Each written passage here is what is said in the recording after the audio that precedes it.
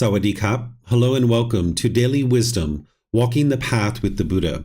Today is our Pali Canon and English study group, and we're studying Volume 3, Chapters 61 through 70. These chapters are going to start with 3 individual discourses that are about preserving the truth, discovering the truth, and final arrival at the truth. We're going to be talking about these as we go through these 3 discourses, and then of course there's 7 more after that. But what I'd like to do before we even dive into these individual chapters is just share with you, and for those of you guys that are joining for the first time, how we do our Pali Canon and English study group. And then I'm going to share with you something about the truth that's going to help you to understand what the Buddha is talking about in all 3 of these discourses, because they're all connected together. The way that we do our Pali Canon English study group is I open up to any volunteers that you guys might be interested in reading. Those of you guys in Zoom, if you'd like to read, you can just electronically raise your hand, volunteer to read. And then after someone reads, I will share some teachings on that chapter and then open up to any and all questions that you guys have. If you have questions, you can put it into Facebook, YouTube, or Zoom. Or in Zoom, you can electronically raise your hand and ask any and all questions that you like. So I'm going to share something with you guys about these first 3 discourses that we're going to be studying. They're titled Preserving Truth, Discovering Truth, and Final Arrival at the Truth.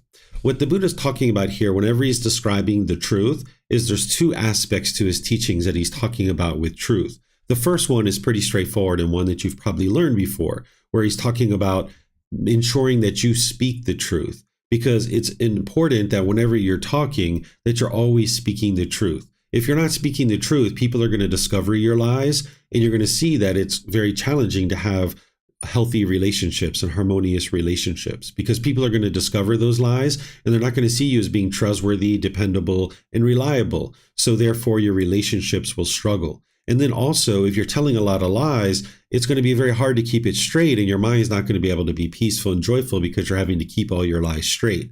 So whenever you see the Buddha talking about the truth or speaking the truth, there's that aspect to it.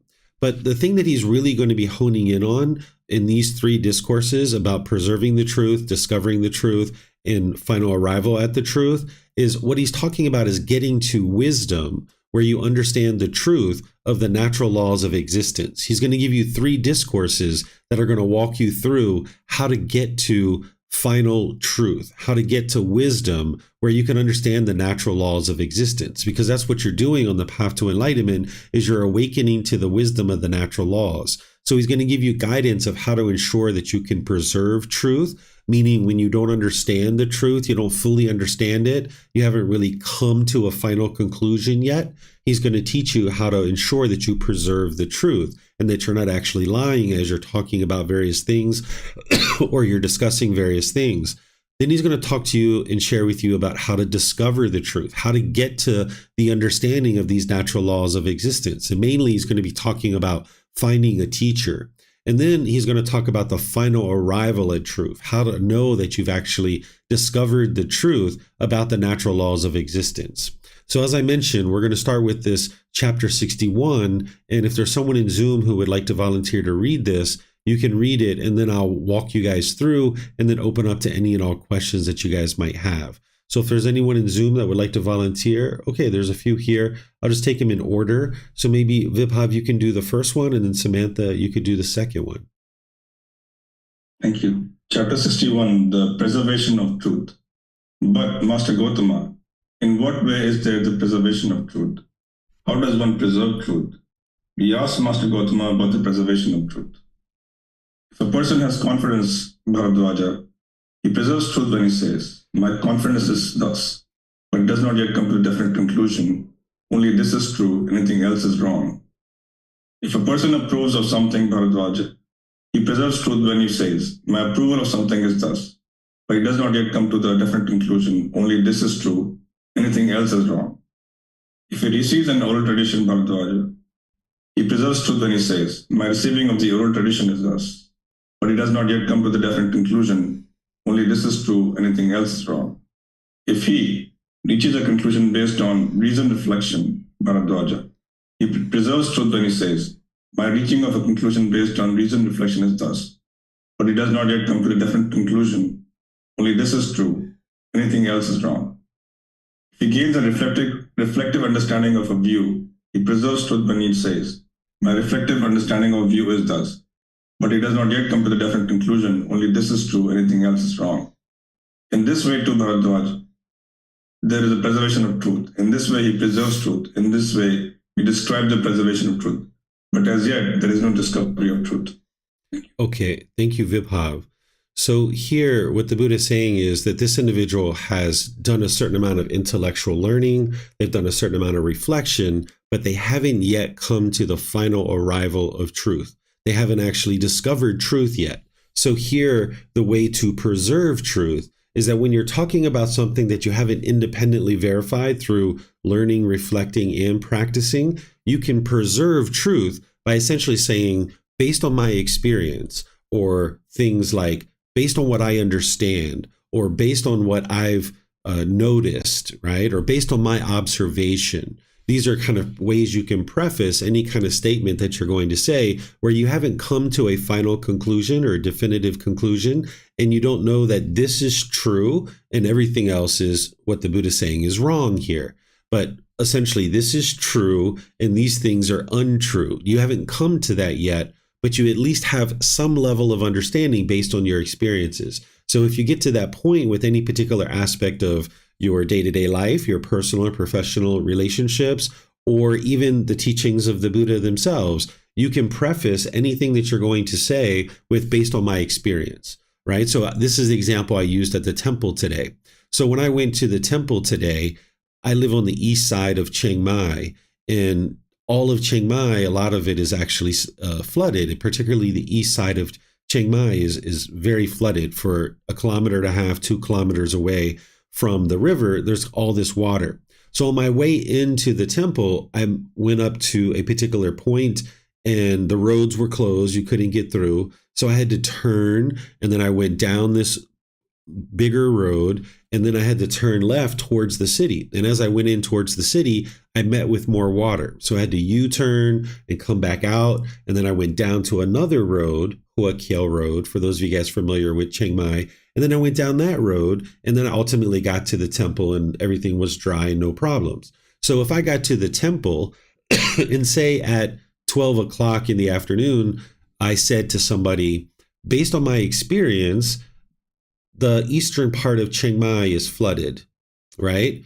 And if I said this to them, and now say at 1 o'clock, they went out toward the east part of Chiang Mai and it wasn't flooded, I've actually preserved truth, because based on my experience of coming in this morning, the eastern part of Chiang Mai is flooded.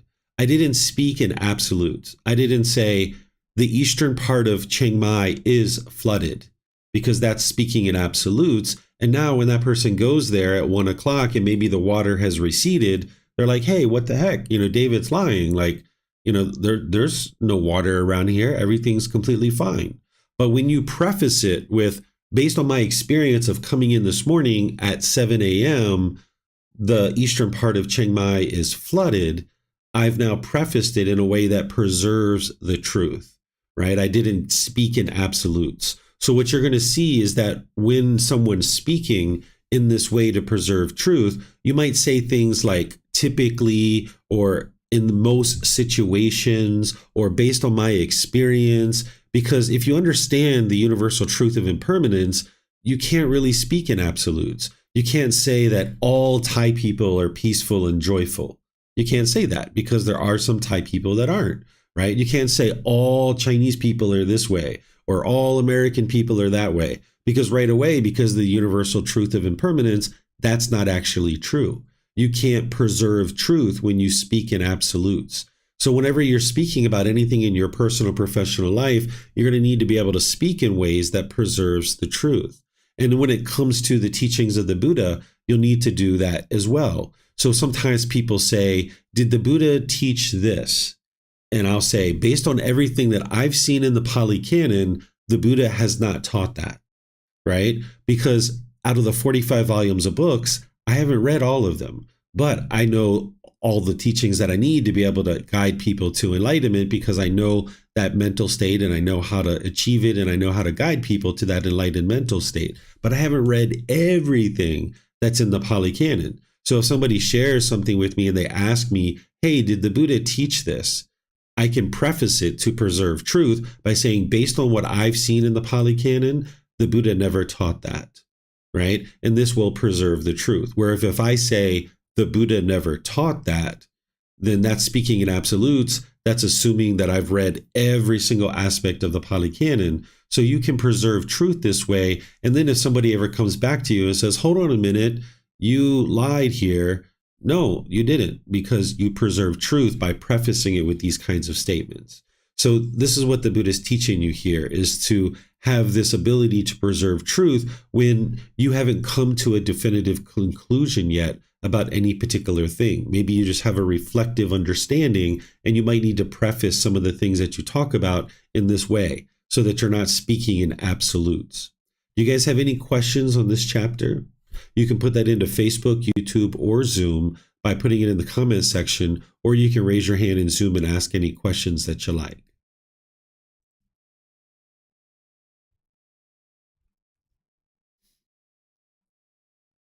Okay, it looks like Vibhav has a question. Go ahead, sir. Yes, I was wondering when he says, can you just go down a little bit on the, yes, thank you. So what's the difference between reason reflection and reflective understanding? So this is, very minute, very detailed. Essentially, the way that I teach it is, reflection, that when you're looking at a particular thing, you're reflecting on it, right? You're looking at it, you're trying to evaluate it. That's the way that I think about it. I don't really delineate between reason reflection and reflective understanding. It's just probably a level of, deeper understanding, but I don't really delineate it that way. I just talk about reflection in general. Thank you. Mm-hmm. You're welcome. So I guess the question is, when somebody, if you have, is there something that you understand from the teaching, then can you say that based on my, I guess, reason reflection or reflective, or I reflected on this teaching or some situation, maybe it's not a teaching, but some situation, I've reflected on this, and based on my understanding after I've reflected on it, this is my understanding of the situation. Is that the way you would preface it? Yeah, because what you're going to ultimately see that the Buddha gets to is the way that you get final arrival at truth is you got to practice the teachings. Just intellectually learning and reflecting, you only have a reflective understanding of the teachings at this point. But once you start practicing the teachings, then you come to final arrival at the truth. So here, what he's talking about in order to preserve the truth is when all you've done is maybe intellectually learned and you've reflected, right? Because here, that's what he's talking about when someone receives the oral tradition. In his time, that's the way you would learn. Today, we might say, if you've only read a book or you've sat in a class and you've listened to a teacher, you have this, receive this oral tradition. But then once you have received that oral tradition, then you need to reflect on what it is that's been shared with you. And now the Buddha is going to go into later in these other discourses about that you need to practice the teachings. And that's how you come to final conclusion of wisdom, is everything that I've been guiding you guys to do, which is learn, reflect, and practice. That's how you get to final arrival of the truth or wisdom. Here, this person, the way that he's describing it, hasn't yet practiced the teachings. That's why they haven't come to a final conclusion yet. And in order to preserve the truth, you need to speak about it in ways like, based on my reflections, based on my understanding, based on what I know about the teachings, or based on what I know about the water in Chiang Mai. The eastern part of Chiang Mai is flooded, right? This is the way for you to preserve the truth. Thank you. Mm-hmm. You're welcome. Okay, let me just check one more time and see if we have any questions anywhere. All right, I'm not seeing anything. So let's go to Samantha for this next chapter, 62. Samantha, you'll have to raise your hand so I can find you and help you to unmute. Oh, there you are. Oop. There you go. All right. The discovery of truth. But in what way, Master Gotama, is the discovery of truth? In what way does one discover truth? We ask Master Gotama about the discovery of truth. Here, Bharadvaja, a monk may be living in dependence on some village or town. Then a householder or a householder's son goes to him and investigates him in regard to three kinds of states. In regard to states based on craving and greed, in regard to states based on anger and hatred, in regard to states based on ignorance and delusion. Are there in this, Venerable One, any states based on craving and greed such that, with his mind obsessed by those states, while not knowing he might say, I know, or while not seeing he might say, I see, or he might urge others to act in a way that would lead to their harm and discontentedness for a long time?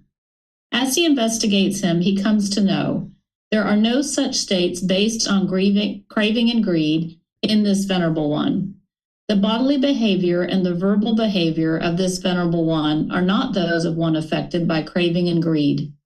And the teachings that this Venerable One teaches are profound, hard to see and hard to understand, peaceful and superb, unattainable by mere reasoning, subtle, to be experienced by the wise. These teachings cannot easily be taught by one affected by craving and greed.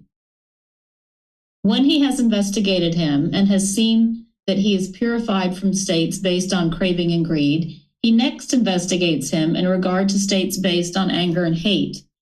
Are there in this Venerable One any states based on anger, hate, such that, with his mind obsessed by these states, while not knowing, he might say, I know, or while not seeing, he might say, I see, or he might urge others to act in a way that would lead to their harm and discontentedness for a long time? As he investigates him, he comes to know there are no such states based on anger and hate in this Venerable One. The bodily behavior and the verbal behavior of this Venerable One are not those of one affected by anger and hate. And the teachings that this Venerable One teaches are profound, hard to see and hard to understand, peaceful and superb, unattainable by mere reasoning, subtle, to be experienced by the wise. These teachings cannot easily be taught by one affected by anger and hate. When he has investigated him and has seen that he is purified from states based on anger and hate, he next investigates him in regard to states based on ignorance and delusion. Are there in this Venerable One any states based on ignorance and delusion such that, with his mind obsessed by those states, while not knowing, he might say, I know, or while not seeing, he might say, I see, or he might urge others to act in a way that would lead to their harm and discontentedness for a long time? As he investigates him, he comes to know there are no such states based on ignorance and delusion in this Venerable One. The bodily behavior and the verbal behavior of this Venerable One are not those of one affected by ignorance and delusion.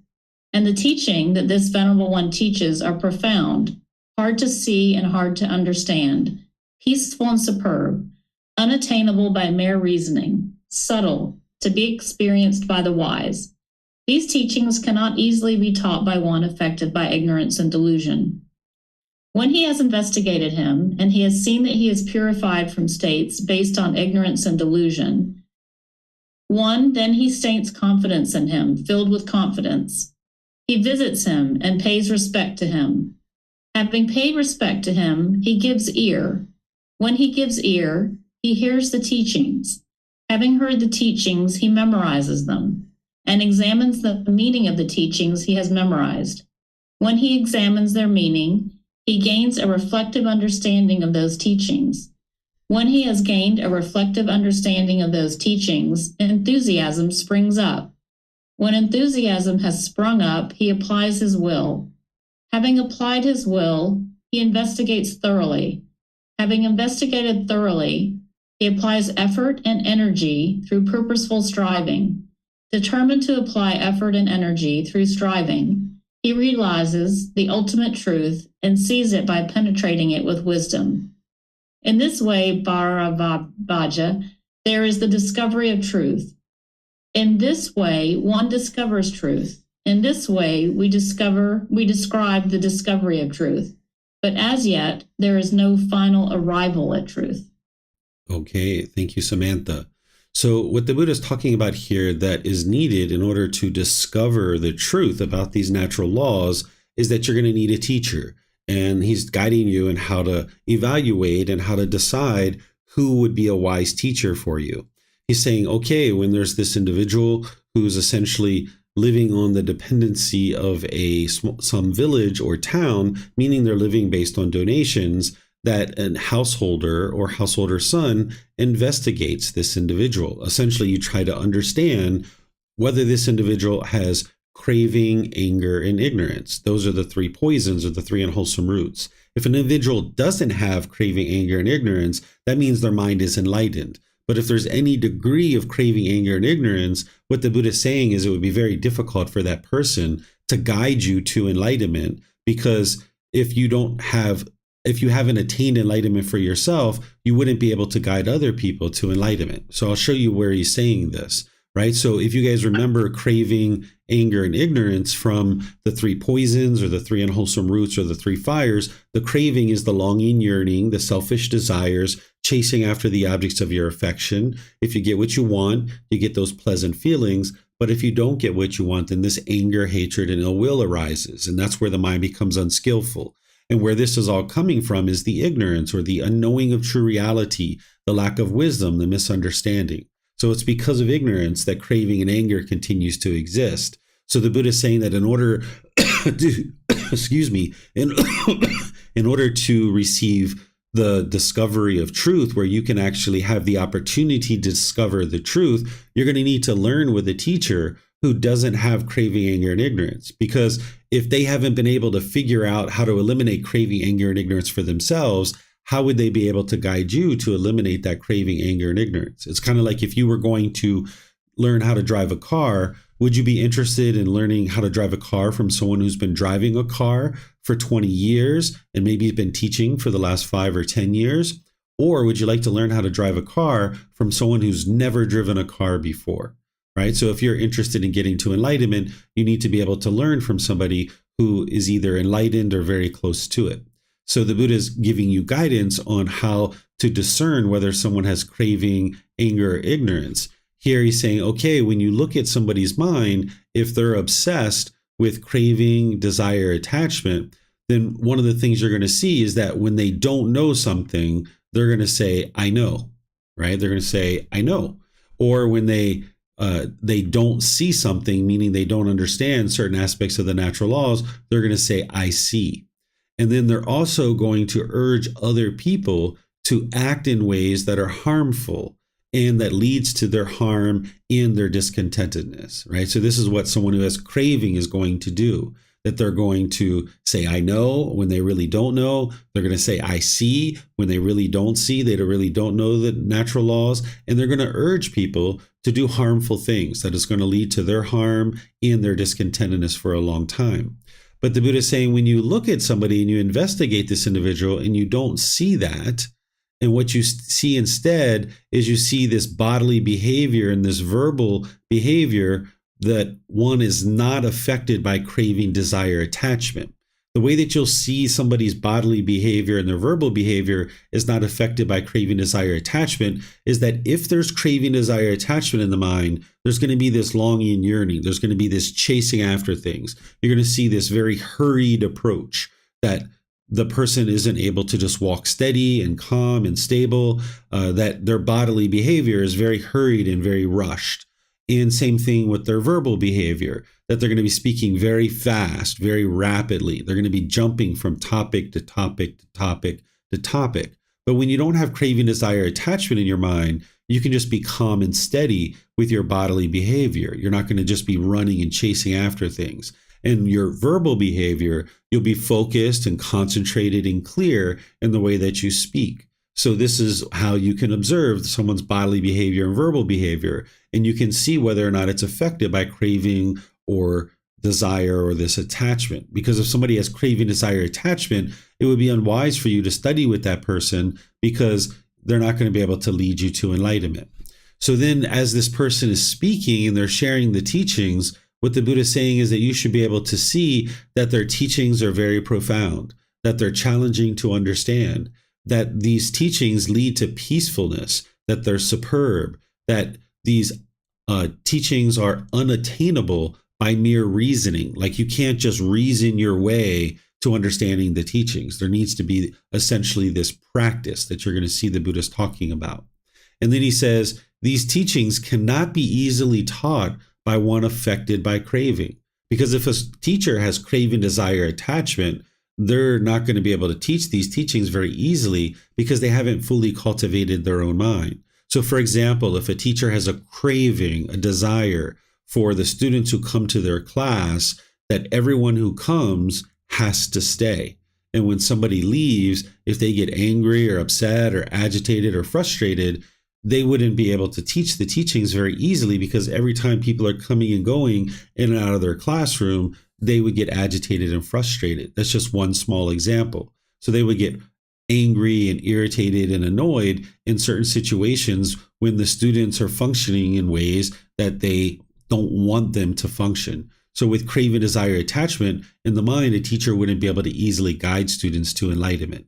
And then the Buddha teaches the same thing related to anger or hatred, that once you've investigated to determine whether there's craving, desire, attachment in the mind, then you would like to further investigate whether there's anger or hatred.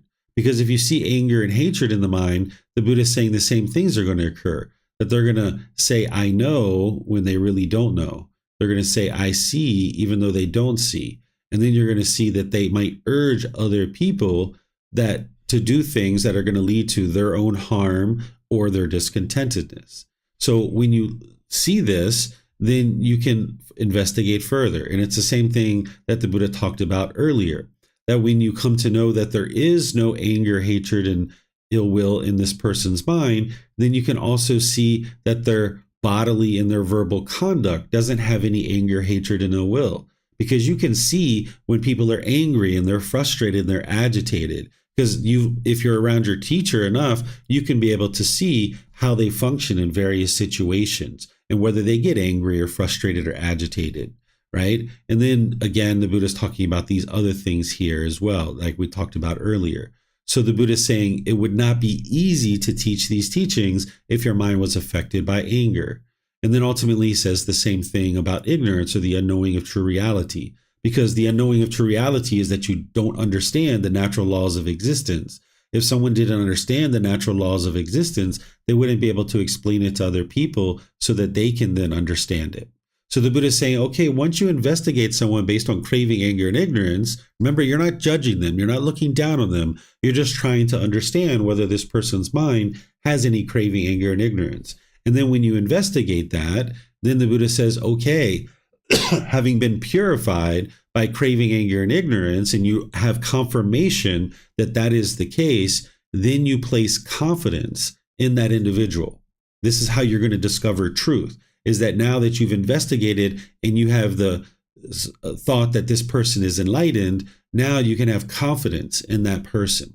Then he suggests that you pay this person respect through visiting this person, meaning showing up to classes, having personal guidance sessions, things like this. And now you pay respect to this person. And the reason why is because anybody who's teaching the teachings the way that the Buddha taught to teach them is they're not going to expect anything from you. They're not going to want anything from you. They're just here to help you. And if somebody's here to help you and they don't want anything from you, they haven't put price tags on their classes and their courses and retreats, they're just here to help you.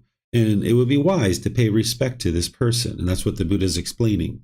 And then having paid respect to this person, then you give ear. What this means is that you listen with eager ears to the teachings because you have confidence that this person is enlightened. So now you're interested in hearing what it is that this person has to say about the teachings, that you eagerly listen to the teachings.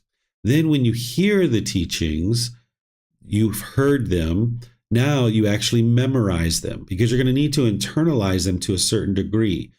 Yes, we have books and videos and podcasts and things like this, but you're going to need to memorize what the teachings are so you can actively practice them. Then you're going to need to examine those teachings, meaning investigate them closely. There's another thing where he talks about investigating them as well. So here he's talking about investigating what you've memorized. Then as you're doing that, you're going to then do this reflective understanding where you start reflecting on the teachings. And then after you've reflected on the teachings, you're going to start to see that they're somewhat true. You haven't practiced them yet, but you're starting to see through your reflection like, hey, these teachings are true. And that's where your enthusiasm springs up. It's like, wow, this is what I've been looking for. I've been curious about this, mind and why it's angry, why it's frustrated, what would be the wise way to speak in the world, what would be the best way to function in the world among other people. This enthusiasm can spring up in the mind because you're finally getting the truth of what it is that you need. Then your will to apply the teachings in your day-to-day life. And you further investigate the teachings more thoroughly. And as you're doing that, then there's this effort and energy that springs up in the mind where you're willing to apply your effort and energy to strive to practice the teachings. And now practicing the teachings, this is where you start to realize the ultimate truth and start to observe with wisdom what is the truth, because you've now gone from your intellectual learning, you've gone to the reflection to independently verify the teachings, and now you've gone to the practice and you're starting to integrate them in your life, and you start seeing the truth more and more, that the wisdom of these teachings, that they're actually true. And this is how you can then discover the truth. But you haven't come to final arrival at the truth yet. You're just discovering truth after truth after truth after truth about the various teachings that the Buddha shares. So it looks like Samantha has a question here. And if anyone else has a question, you can put that into Facebook, YouTube, or Zoom, or you can raise your hand in Zoom and ask any questions that you like. So if you'd like to go ahead, Samantha, you're welcome to. Hi, thank you.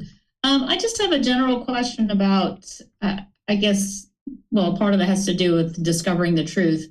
A couple of years ago, when I first arrived in Chiang Mai and was really interested in diving into Buddhism more, I joined several Facebook pages, generally like the Buddhist way and things like that. And I've found that a lot of the postings on there are people asking advice of other people, which I thought would be interesting for me. They might be going through similar questions or situations that I'm going through. But I found after starting to study with you that most of the answers that I see, almost instantly when I read them, I'm like, oh, that's not what Teacher David would say, or that's not, my understanding of things now that I've been learning with you. So my question is, should I remove myself from those groups because they don't really seem to be adding much, or is it actually a good exercise for me to see some of these questions and reflect on them and say, that doesn't seem like, a wise decision or a wise piece of advice that people are giving other people? This is something that you'll need to come to on your own, Samantha. There's ways that I could share that it could be wise for you to continue to participate in those groups, or at least read what's going on in those groups. But it could also be wise for you to disconnect from those groups too. You got to look at this and see, like, is it occupying a lot of your time? Is it taking away from your ability to study and learn and meditate? Is it confusing you when you're reading it? Is it creating any confusion in the mind? If you're seeing any of those things, that would be reason to walk away from the group. If you're looking at the content in the group and it's actually helping you to confirm what it is that you already understand, and you're learning through the words of the Buddha with the resources that I share, and it's more solidifying the teachings in your mind for you, then maybe it would be wise for you to, continue to read those posts and things like that. So that's something that you'll have to look at and see, what is it that's occurring here.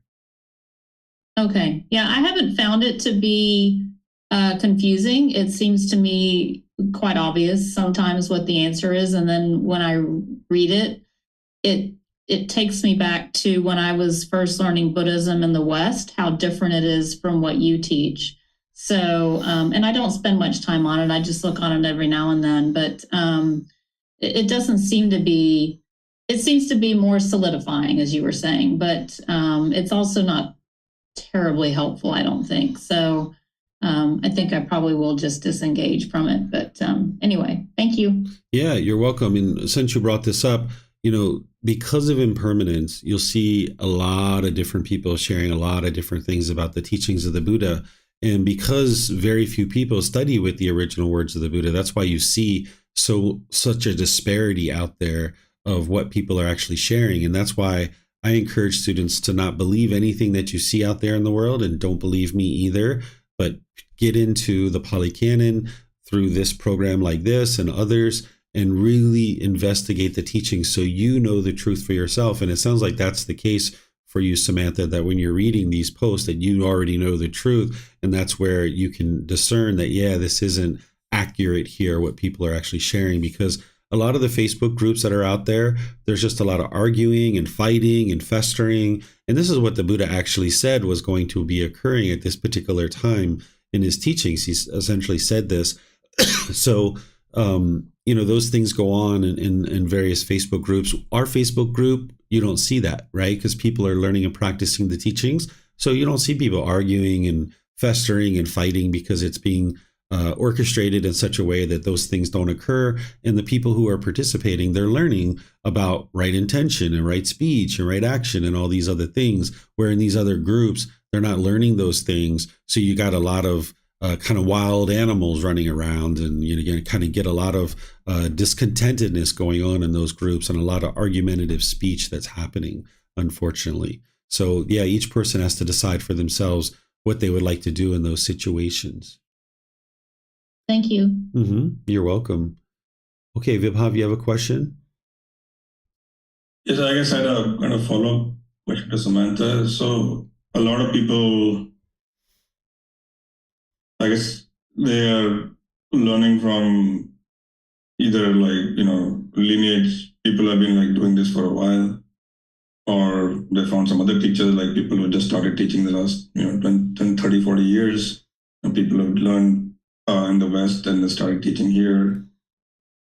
They do, it seems to me, and when I was reading some of the same posts as Samantha was in some different groups, it seems to me they do get some help. Like if you go to, say, a Vipassana center or meditation center, you do get some help from where you were. Like you're very highly discontent, and now you are less discontent because you're doing some meditation, and you have some, maybe a little bit of the teaching that hasn't been done. And then people believe that is, as you said, sometimes people would think like, maybe they get to the first jhana, the second jhana, they would think, or even somewhere better than, even closer to that point, they would think that their mind is much better, and this is better than what they were, and they would say like, okay, this is good enough for me, kind of situation, right?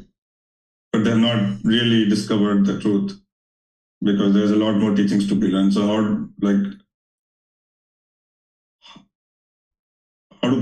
will those people be able to understand that there is more to learn and more to discover than what they have discovered till now?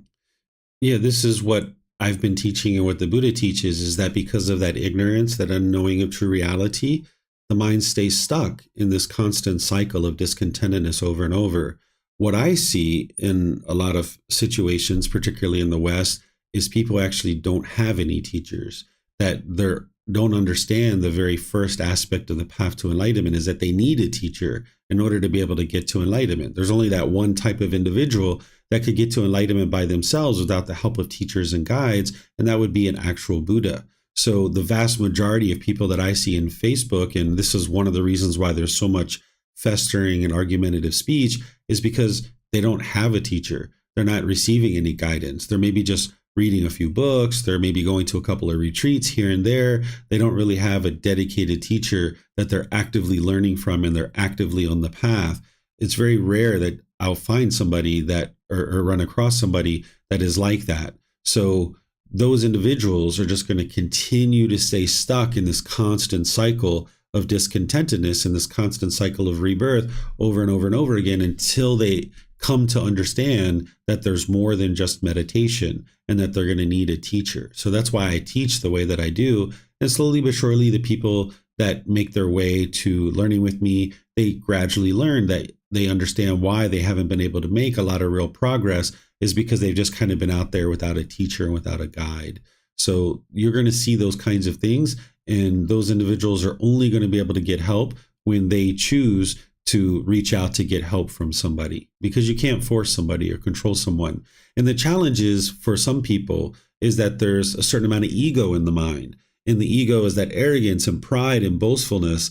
And in order to get that ego to get the help that it needs, the ego needs to decide that it's going to be humble enough to reach out to somebody to get help. But the ego is typically in there so arrogant and so boastful that it won't actually become humble enough to actually get the help that it needs. So the ego is one of the most self-sabotaging things that there is, because the ego thinks, I'm so great, I'm so wonderful, look at me, I'm so great. But because that ego's up so high, they actually need somebody. They actually need the help to learn that that ego is up so high so that it will come down and get eliminated and it can get the help that it needs. But because the ego is so high, it won't actually get the help that it needs. And we talk about this nowadays through mental illness. Someone might call this person in the extreme, they might call them a narcissist, right? This is a term that a lot of people talk about when someone's ego is up really high, that this individual isn't typically going to get the help that they need because the mind has so much ego. Well, there's different degrees of this. Narcissist is the really high extreme of a high ego, but even throttling that back some, it can actually hinder you from getting to the point where you even have the opportunity to learn. So like in a situation with me teaching at the temple, there are situations where people learn about the classes that I'm teaching. They wake up in the morning to come to the class. They take a shower, they brush their teeth, they have breakfast, they come to the temple, they take off their shoes, they get a meditation cushion, they come in, they sit down, they meditate, and then now their ego rises up, right, in the actual class. And they're sitting there in the temple, and they've even made the decision to actually come and learn. And even still in that situation where someone's chosen to come learn, sometimes the ego can be too high to actually even be able to learn at that point. So the ego needs to be reduced enough that it's willing to get the help that it needs. Otherwise, it's just going to keep staying stuck in this continuous discontentedness. And it's only the individual person that can choose to eliminate that and reduce it enough that they can actually get the help that they need. Thank you. You're welcome. All right, let me see if we have any questions anywhere else. All right, so I'm not seeing any questions anywhere. So let's go to the next one, which is chapter 63. Chapter 63, this is the final arrival at truth. Is there someone who would like to read this? Okay, looks like Leo. Go ahead, sir.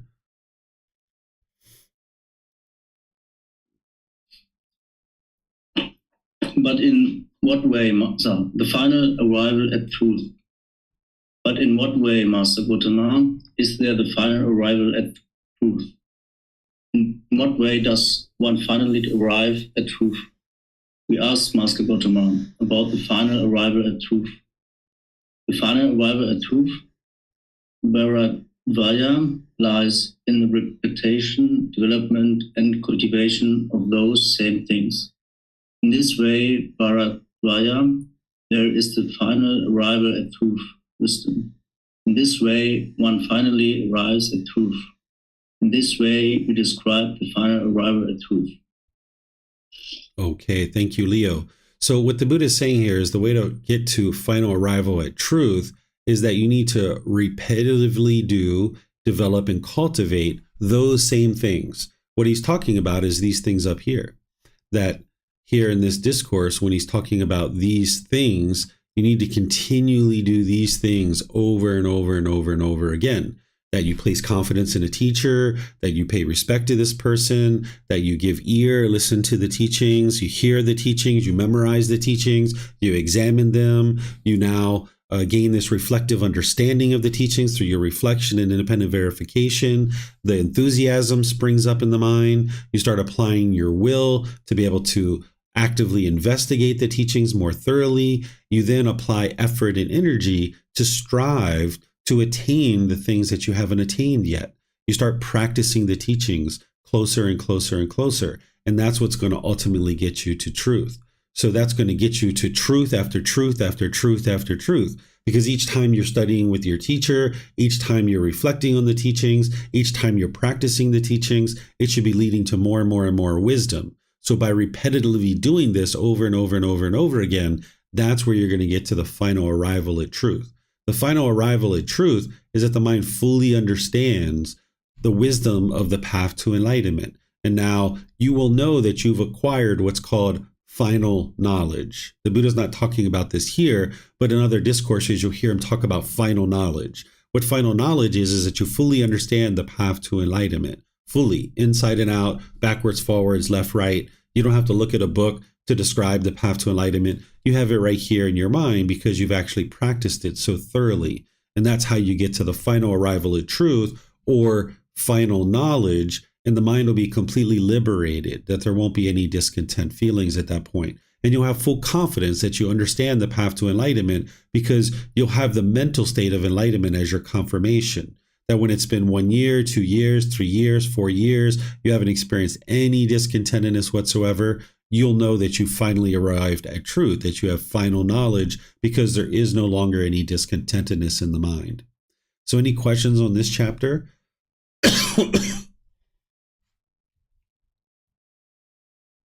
Okay, I'm not seeing any questions anywhere. So I'm going to move to the next one, which is chapter 64. Is there someone who would like to read this?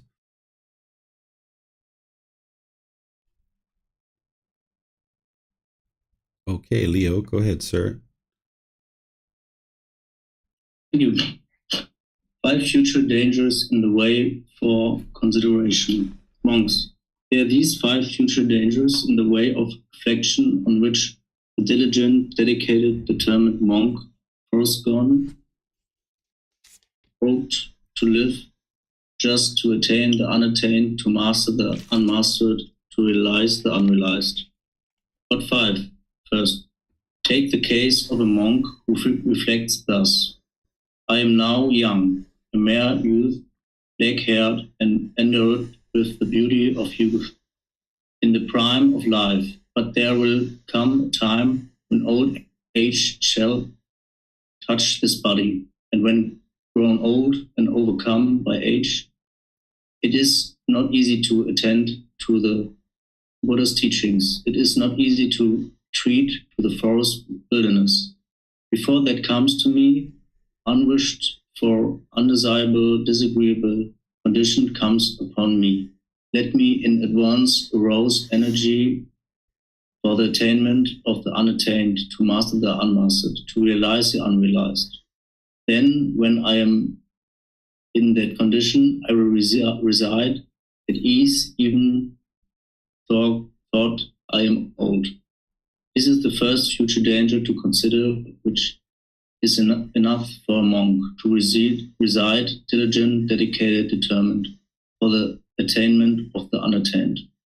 Second, again, he reflects, I have health and well-being, a good digestion which is neither too cold nor too heated, but moderate and suitable for striving. But there will come a time when sickness shall touch this body, and sick and ill, it is not easy to attend to the Buddha's teachings. It is not easy to retreat to the forest wilderness. Before that comes to me, unwished for, undesirable, disagreeable condition comes upon me, let me in advance arouse energy for the attainment of the unattained, to master the unmastered, realize the unrealized. Then, when I am in that condition, I will reside at ease, even thought I am sick. This is the second future danger to consider, which is enough for a monk to reside diligent, dedicated, determined, for the attainment of the unattained. Third, again, he reflects, food is not plentiful. There has been a good harvest, and food is easy to get, and it is easy to keep oneself going by gathering. But there will come a time when there is famine, but harvest and difficulty in getting food, when it will be hard to keep oneself going by gathering. And in a time of famine, people will move to where there is plentiful food, and one will dwell in living conditions that are congested and crowded. It is not easy to attend to the Buddha's teachings. It is not easy to retreat to the forest wilderness. Before that comes to me, unwished for undesirable, disagreeable condition comes upon me. Let me in advance arouse energy for the attainment of the unattained, to master the unmastered, to realize the unrealized. Then when I'm in that condition, I will reside at ease, even though food is not plentiful. This is the third future danger to consider, which is enough for a monk to reside diligent, dedicated, determined for the attainment of the unattained.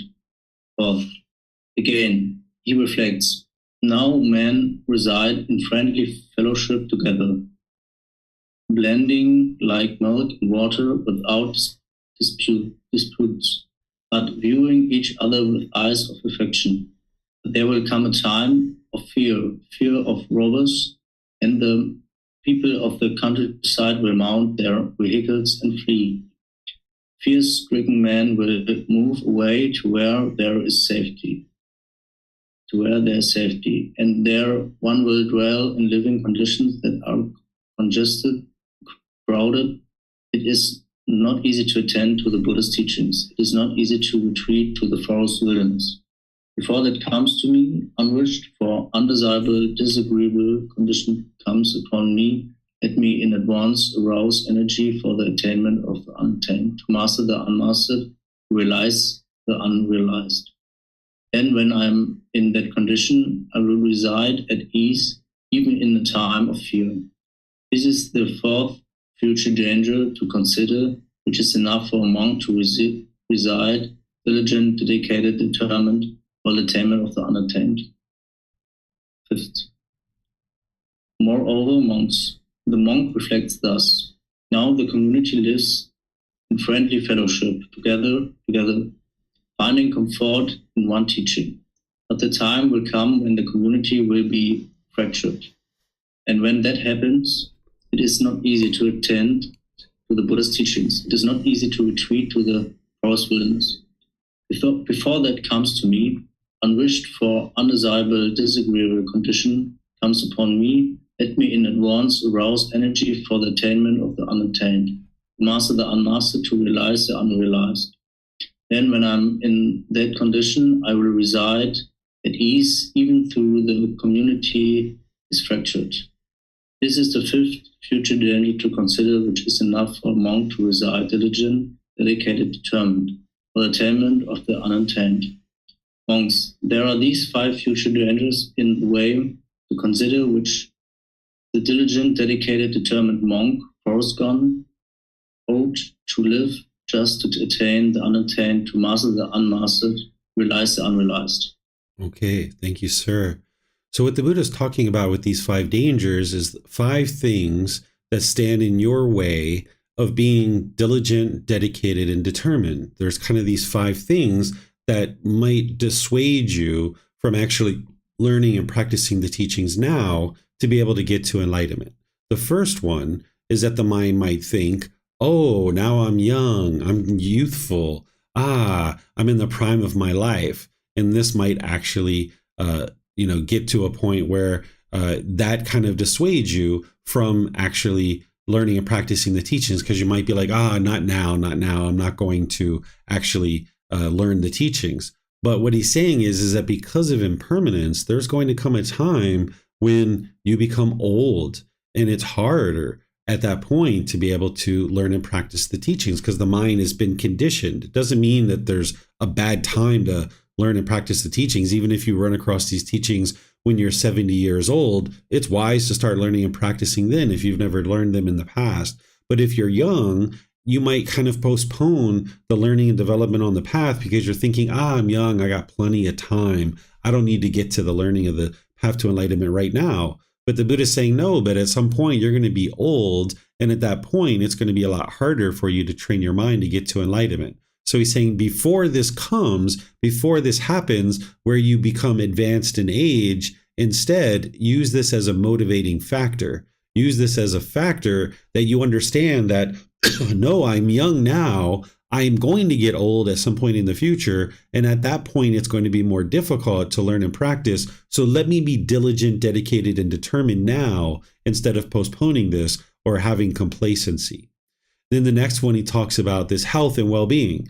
Right now, somebody might be like, oh, I'm really healthy. I'm feeling really well. No need to learn and practice the teachings now. I'll wait until later, another time. Well, later on, there's going to be sickness. As you age, the body's going to get sick. And at that point, it's going to be a lot harder to learn and practice the teachings when the body's sick. So the Buddha is saying, because if you're wise and you're smart and you know this, that at some point in the future, you're going to become sick, while you're healthy, use that to your advantage so that then you can reside diligent, dedicated, and determined. And then he talks about this situation where food is plentiful. Again, when food is plentiful, maybe people sit back, they put up their feet, they become complacent, and they're like, food is really plentiful. No need to actually learn and practice the teachings now, right? Maybe somebody has a lot of wealth. Maybe they have a lot of possessions. Maybe they have a lot of things, right? And they're like, no big deal. Life's pretty great. But what the Buddha is saying is at some point, because of impermanence, this is all going to change. And there's not going to be that food, or there's not going to be that wealth and that plethora of material possessions. And if you know that, then what the Buddha is saying is, okay, while you have this plentiful food and food is easy to come by, reside diligent, dedicated, and determined, because now you can easily get food and you can easily learn and practice the teachings.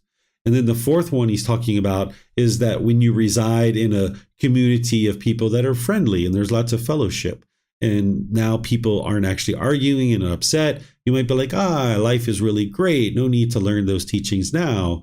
But the Buddha is saying in the future, there's going to be difficulties where people aren't able to be as friendly and warm and loving anymore. And now you're going to live in situations where there's disgruntledness and anger and hostility and bitterness.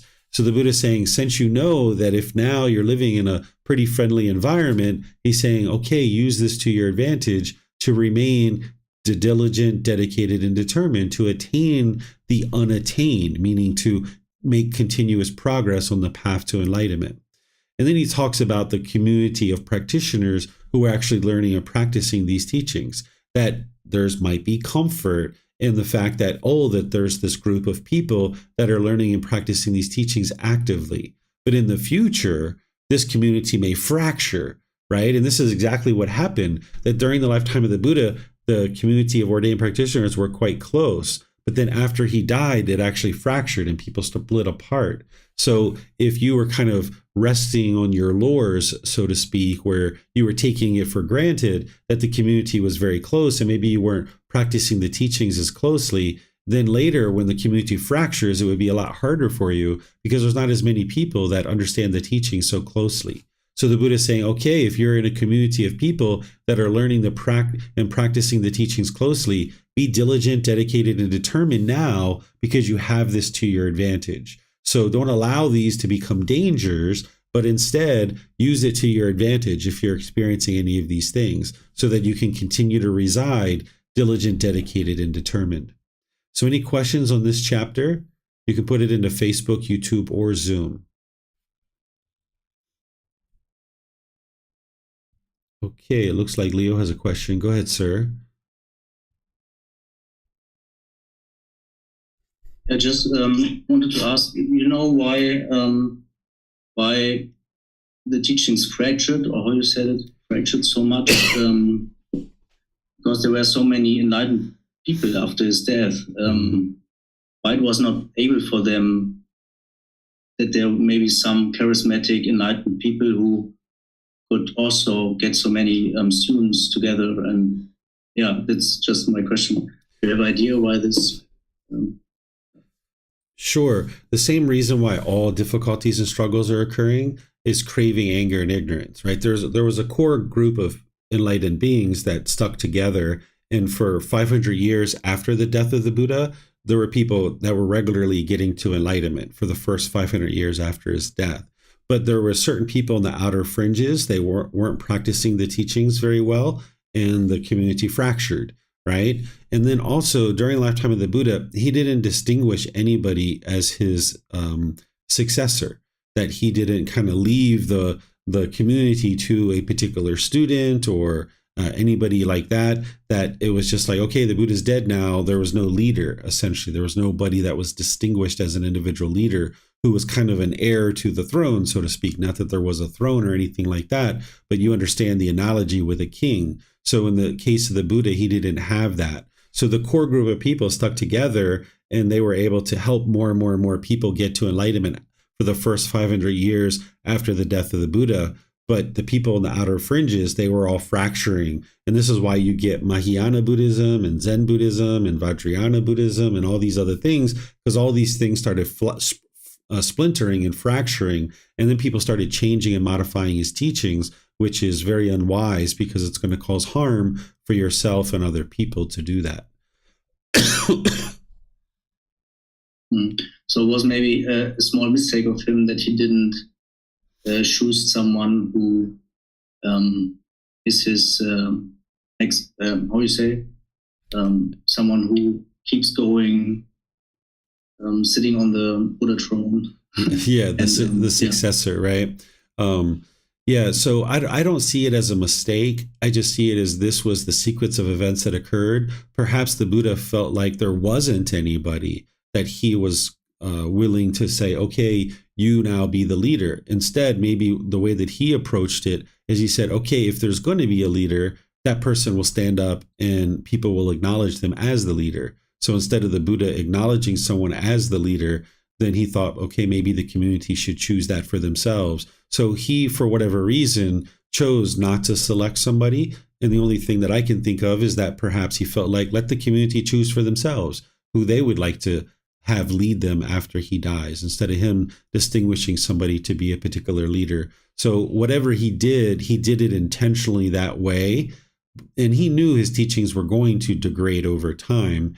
That's something that he knew during his lifetime. But I don't see it as a mistake. I just see it as he had certain reasons why he chose not to do this. And this is what we can look at his life and we can see that he didn't distinguish somebody. And this did lead to, in my opinion, the degrading of his teachings. But this is something that he intentionally did, that he wouldn't have just haphazardly not done this. Okay, thank you. Yeah, you're welcome. Okay, Vibhav, you have a question?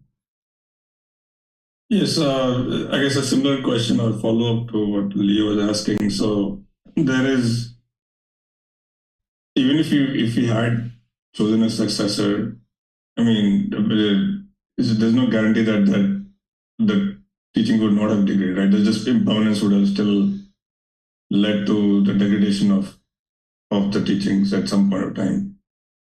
I mean, this happens even with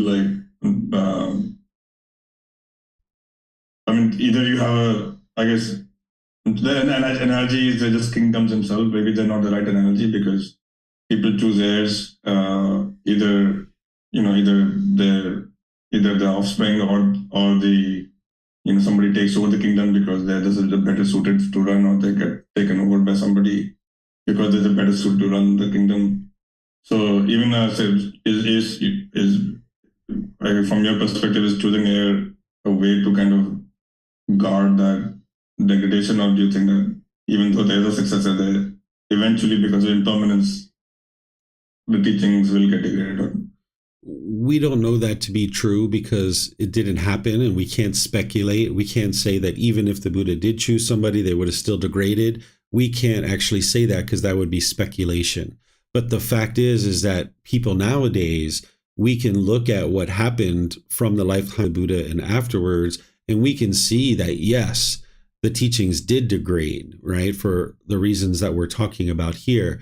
And now a community like this, where we're working to restore the teachings through people learning and actively practicing them, this is what's going to restore the teachings back into the world. And because the world has lacked these teachings for so long, and we've got into such difficulties in the world as we're experiencing right now, then a community of people like us and people after us can decide, like, hey, we're never going to let these teachings degrade ever again, because that's not something that we're interested in occurring again, because we saw what happened from the lifetime of the Buddha until now. The teachings did degrade, and then it was so much effort to be able to restore them back into the world. Let's not ever allow that to happen again. So we can from this point forward, get to the point where they will never degrade again. And that would be a best thing for all of us to stay focused on, is by learning and practicing for yourself, you're actually helping to restore the teachings back into the world. Because the very best thing to restore the teachings back into the world is for many, many, many, many, many people to get to enlightenment. If we can have countless beings in this community getting to enlightenment, that will effectively restore the teachings back into the world. And then it will just kind of ripple out into the world. And we can, maintain this by more and more and more people getting to enlightenment. Thank you. Mm-hmm. You're welcome. Okay, let me see if we have any questions anywhere else. All right, I'm not seeing anything anywhere else. Is there anyone who would like to read this next one? This next one is chapter 65. This one is titled When the Mind Becomes Sluggish.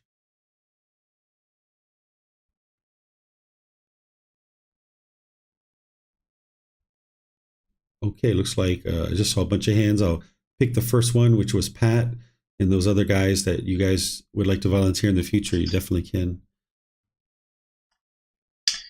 When the mind becomes sluggish. On an occasion, monks, when the mind becomes sluggish, it is untimely to develop the enlightenment factor of tranquility, the enlightenment factor of concentration, and the enlightenment factor of equanimity. For what reason? Because the mind is sluggish, monks, and it is difficult to arouse it with those things. Suppose, monks, a man wants to make a small fire flare up. If he throws wet grass, wet cow dung, and wet timber into it, sprays it with water, and scatters soil over it, would he be able to make that small fire flare up? No, venerable sir. So too, monks, on an occasion when the mind becomes sluggish, it is untimely to develop the enlightenment factor of tranquility, the enlightenment factor of concentration, and the enlightenment factor of equanimity. For what reason? Because the mind is sluggish, monks, it is difficult to arouse it with those things. On an occasion, monks, when the mind becomes sluggish, it is timely to develop the enlightenment factor of investigation, the enlightenment factor of energy, and the enlightenment factor of joy. For what reason? Because the mind is sluggish, monks, it is easy to arouse it with those things. Suppose, monks, a man wants to make a small fire flare up. If he throws dry grass, dry cow dung, and dry timber into it, blows on it, and does not scatter soil over it, would he be able to make that small fire flare up? Yes, venerable sir. So too, monks, on an occasion when the mind becomes sluggish, it is timely to develop the enlightenment factor of investigation, the enlightenment factor of energy, and the enlightenment factor of joy. For what reason? Because the mind is sluggish, monks, it is easy to arouse it with those things. Okay, thank you, Pat. So this is starting to help you understand the 7 factors of enlightenment. I introduced students to this in some of the other programs that we have, where there's mindfulness, which is the first factor. Then there's investigation, energy, and joy. Then there's tranquility, concentration, and equanimity. What these are is this is a tool to fine-tune the mind in order to bring it up out of a sluggish condition or to bring it down out of an excited condition. It's kind of a tool to fine-tune the mind, sometimes based on the name and the way that this is referred to, is that people think the 7 factors of enlightenment are to determine whether you are enlightened or you aren't enlightened. But what the 7 factors of enlightenment are for is that you're able to lift the mind up out of this sluggish or complacent condition, this lethargic condition. That's what the Buddha is talking about here, that when the mind is sluggish, you're not interested in bringing in tranquility, concentration, and equanimity, because that's going to calm the mind down. That's what you bring in when the mind is excited. Instead, if the mind is sluggish, you would like to bring in the investigation, energy, and joy. What investigation is where you're actually investigating the teachings. That's what's going to bring the mind out of that sluggish condition, because that's the last thing that the mind wants to do when it's experiencing complacency and sluggishness. It wants to push away the classes, push away the books, push away the meditation, push away these things. It doesn't want to talk to the teacher maybe. This is what the mind does. So when the mind's sluggish and lethargic and complacent, and you see that with your mindfulness, then you'd like to bring in the investigation, where you do read books, where you do attend classes and courses and retreats, where you maybe talk to your teacher and things like this. And as you're investigating the teachings, that's where the energy is going to spring up in the mind. Their mind's going to have this enthusiasm, this ambition, this motivation. That's what the enlightenment factor of energy is, where you have a willingness to do something, right? That's going to spring up in the mind. And then as that's springing up in the mind, then you're going to notice this joy, this unconditioned gladness coming into the mind. And that's how you lift the mind out of this sluggish state. And the Buddha uses this analogy of a fire, that if a fire was kind of going out, right, and it's kind of a small fire, and you would like it to flare up, you would like to put this dry grass, dry cow dung, this dry timber and blow on it. And that's going to flare up the fire and make it kind of flare up. And that's what you're trying to do when the mind is sluggish. You're trying to flare it up and try to bring this brightness and this radiance to it. And that's what the Buddha is describing to you here. And then we have another discourse, which is going to describe just the opposite. But any questions on this one first? Okay, Vibhav, go ahead, sir. Yeah, I think I asked in a Facebook post as well, but I didn't see it. I was wondering if there is like specific techniques to do the like in factor of like develop the factor of energy or factor of joy, because I was feeling sluggish like maybe a week or two ago, and I was trying to figure out how to develop the energy or the joy, and was trying to like tell myself like, you know, this is, you're feeling joyful and you're feeling energetic. But it was like kind of working very kind of temporarily. So I was wondering if there are any other techniques that you suggest that would kind of help in this situation when the mind is feeling sluggish. Yeah, the way that these enlightenment factors work is one feeds into the other and feeds into the other. It's kind of like this domino effect, this chain reaction. So in order to get energy and joy in the mind, you need to actually practice the enlightenment factor of investigation. And then because the mind is sluggish and it doesn't want to investigate the teachings, you're going to need to apply right effort, where you apply the effort to pick up the books and come to the classes and train the mind. So when you start practicing the enlightenment factor of investigation, that's going to spring up the energy and spring up the joy. And this is the way that you actually cultivate these. Thank you. You're welcome. Okay, looks like Leo has a question. Go ahead, sir. Yeah, just also the same question. It's like, how would you do it? Like jump up, and just go to the walk around, or bring up this energy if the mind is sluggish? Can you go a bit deeper, maybe? Yeah, I'll show you. Come on, wake up. Let's go. Come on, let's pick up this book. Let's go, man. Come on, let's make it happen, right? You got to apply that energy. You got to apply the effort to wake up the mind, right? So slap the face a little bit if you need to. Like, come on, snap out of it. You can't lay around and be lazy all day. Let's go. Come on, you got to brighten up the mind, right? So you got to apply the effort to go and do that. Right. So the mind's going to just want to be sluggish and dull because the mind's on that side. And if it's not on that side, it's going to be on the other side where it's chasing and chasing and chasing. And it's so excited and it's bouncing off the walls. The mind's going to swing back and forth like this because it doesn't want to be in the middle. It doesn't know where the middle is. So what the Buddha is teaching you is how to bring the mind up and lift it up out of that sluggish condition to the middle. And what you're going to see next is how to bring it down out of that excitement.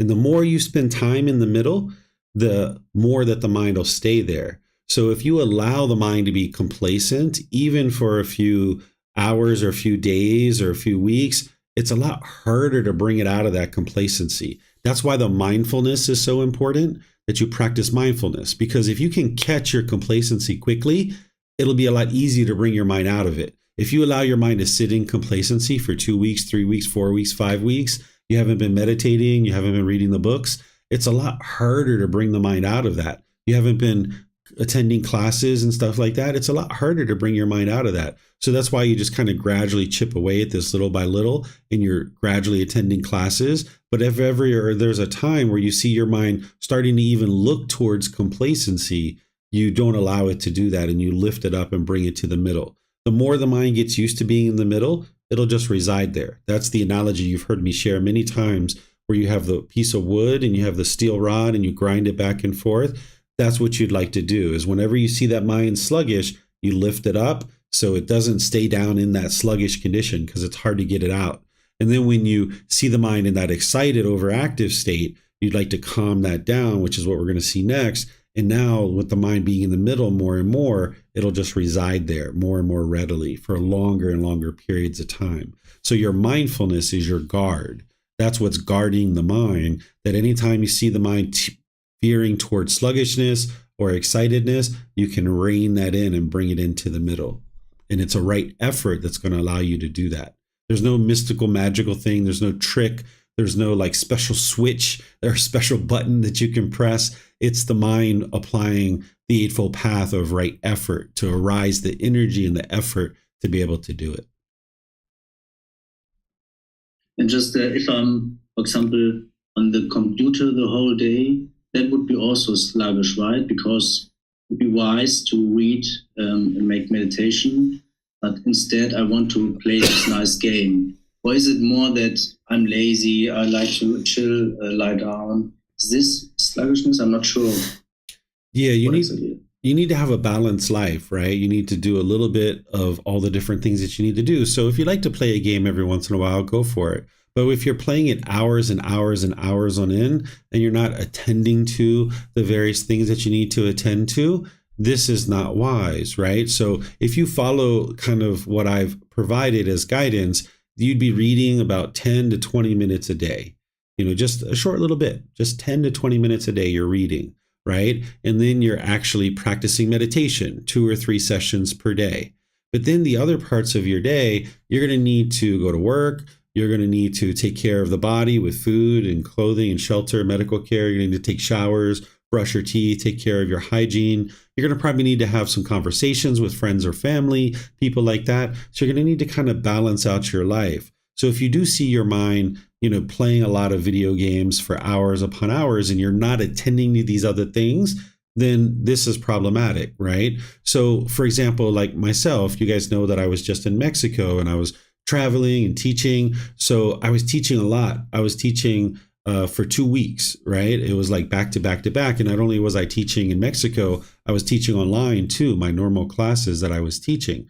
But there was a couple times in the evening where maybe I'd spend an hour or hour and 30 minutes, 2 hours even maybe, watching some YouTube videos or playing some video games online. I play this game, Leo Splendor. I play Splendor online, things like this. So you can do these kinds of things, but you would like to be sure you've got other stuff in your life, like reading the book, meditating, taking care of your work. And when you get all these things taken care of and you've got some extra time to be able to now spend to do these other things, there's no harm in you doing that because you've got your life well balanced.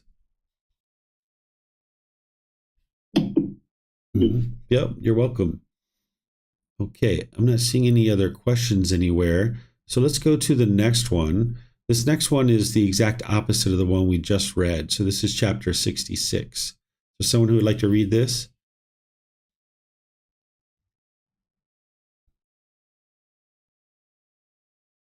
I can read. Okay. Vibhav. Okay. Yeah, Keely just volunteered. Let's go with Keely. Go ahead, ma'am. Let's see. I gotta find Keely. Okay, go ahead, Keely. When the mind becomes excited, on an occasion, monks, when the mind becomes excited, it is untimely to develop the enlightenment factor for investigation, the enlightenment factor of energy, and the enlightenment factor of joy. For what reason? Because the mind is excited, monks, and it is difficult to calm it down with those things. Suppose, monks, a man wants to extinguish a great bonfire. If he throws dry grass, dry cow dung, and dry timber into it, floats on it, and does not scatter soil over it, would he be able to extinguish that great bonfire? No, Venerable Sir. So too, monks, on an occasion when the mind becomes excited, it is untimely to develop the enlightenment factor of investigation, the enlightenment factor of energy, and the enlightenment factor of joy. For what reason? Because the mind is excited, monks, and it is difficult to calm it down with those things. On an occasion, monks, when the mind becomes excited, it is timely to develop the enlightenment factor of tranquility, the enlightenment factor of concentration, and the enlightenment factor of equanimity. For what reason? Because the mind is excited, monks, and it is easy to calm it down with those things. Suppose, monks, a man wants to extinguish a great bonfire.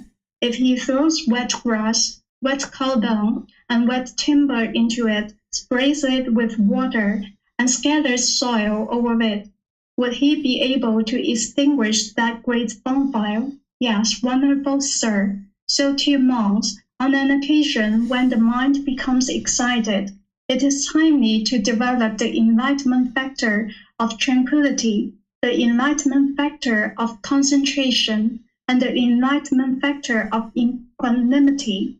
For what reason? Because the mind is excited, monks, and it is easy to calm it down with those things.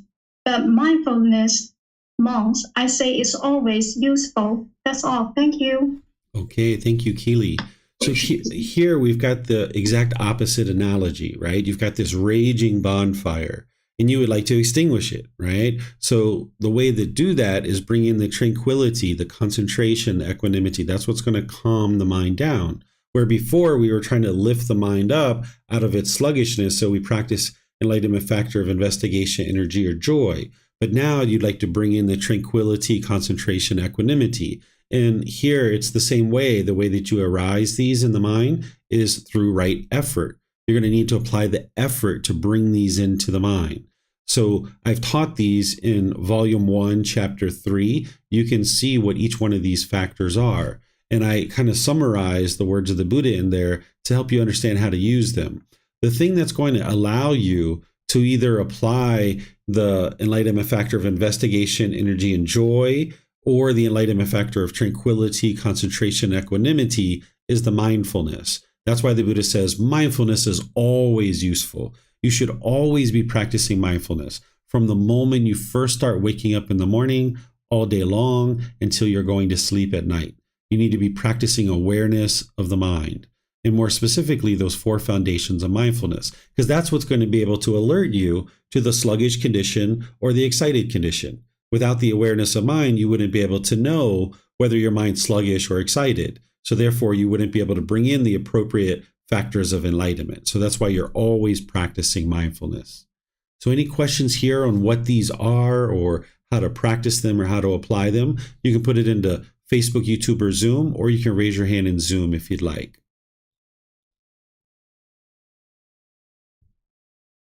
Okay, looks like Marcy has a question here, and maybe Chris as well. Hello, Teacher David. If a being used the word hope, is this an indication of craving? Example, I'm hoping to see you. If yes, please share guidance that would be beneficial to help.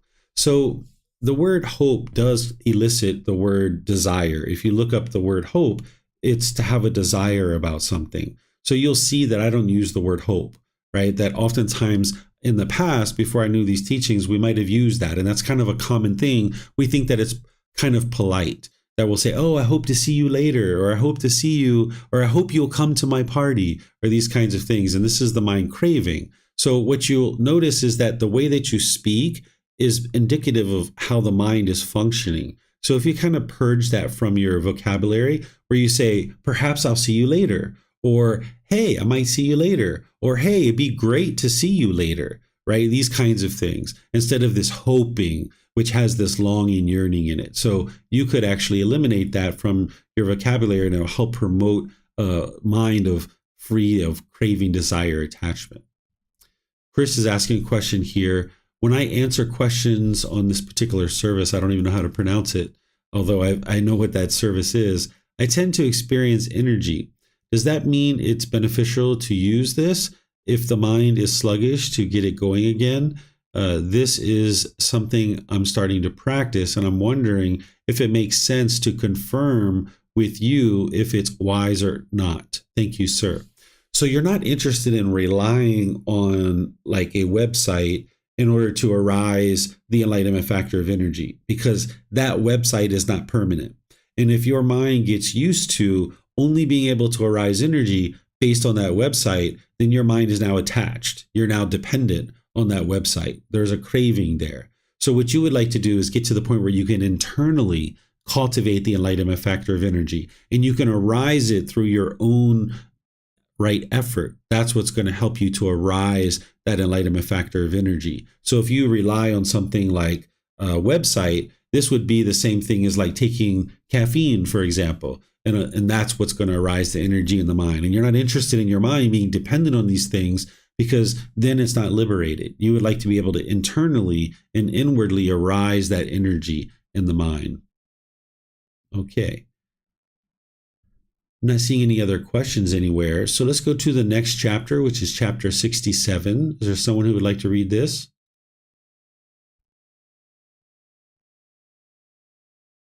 Okay, looks like Samantha was first there. We'll go with Samantha. 4 developments of concentration. Monks, there are these 4 developments of concentration. What 4?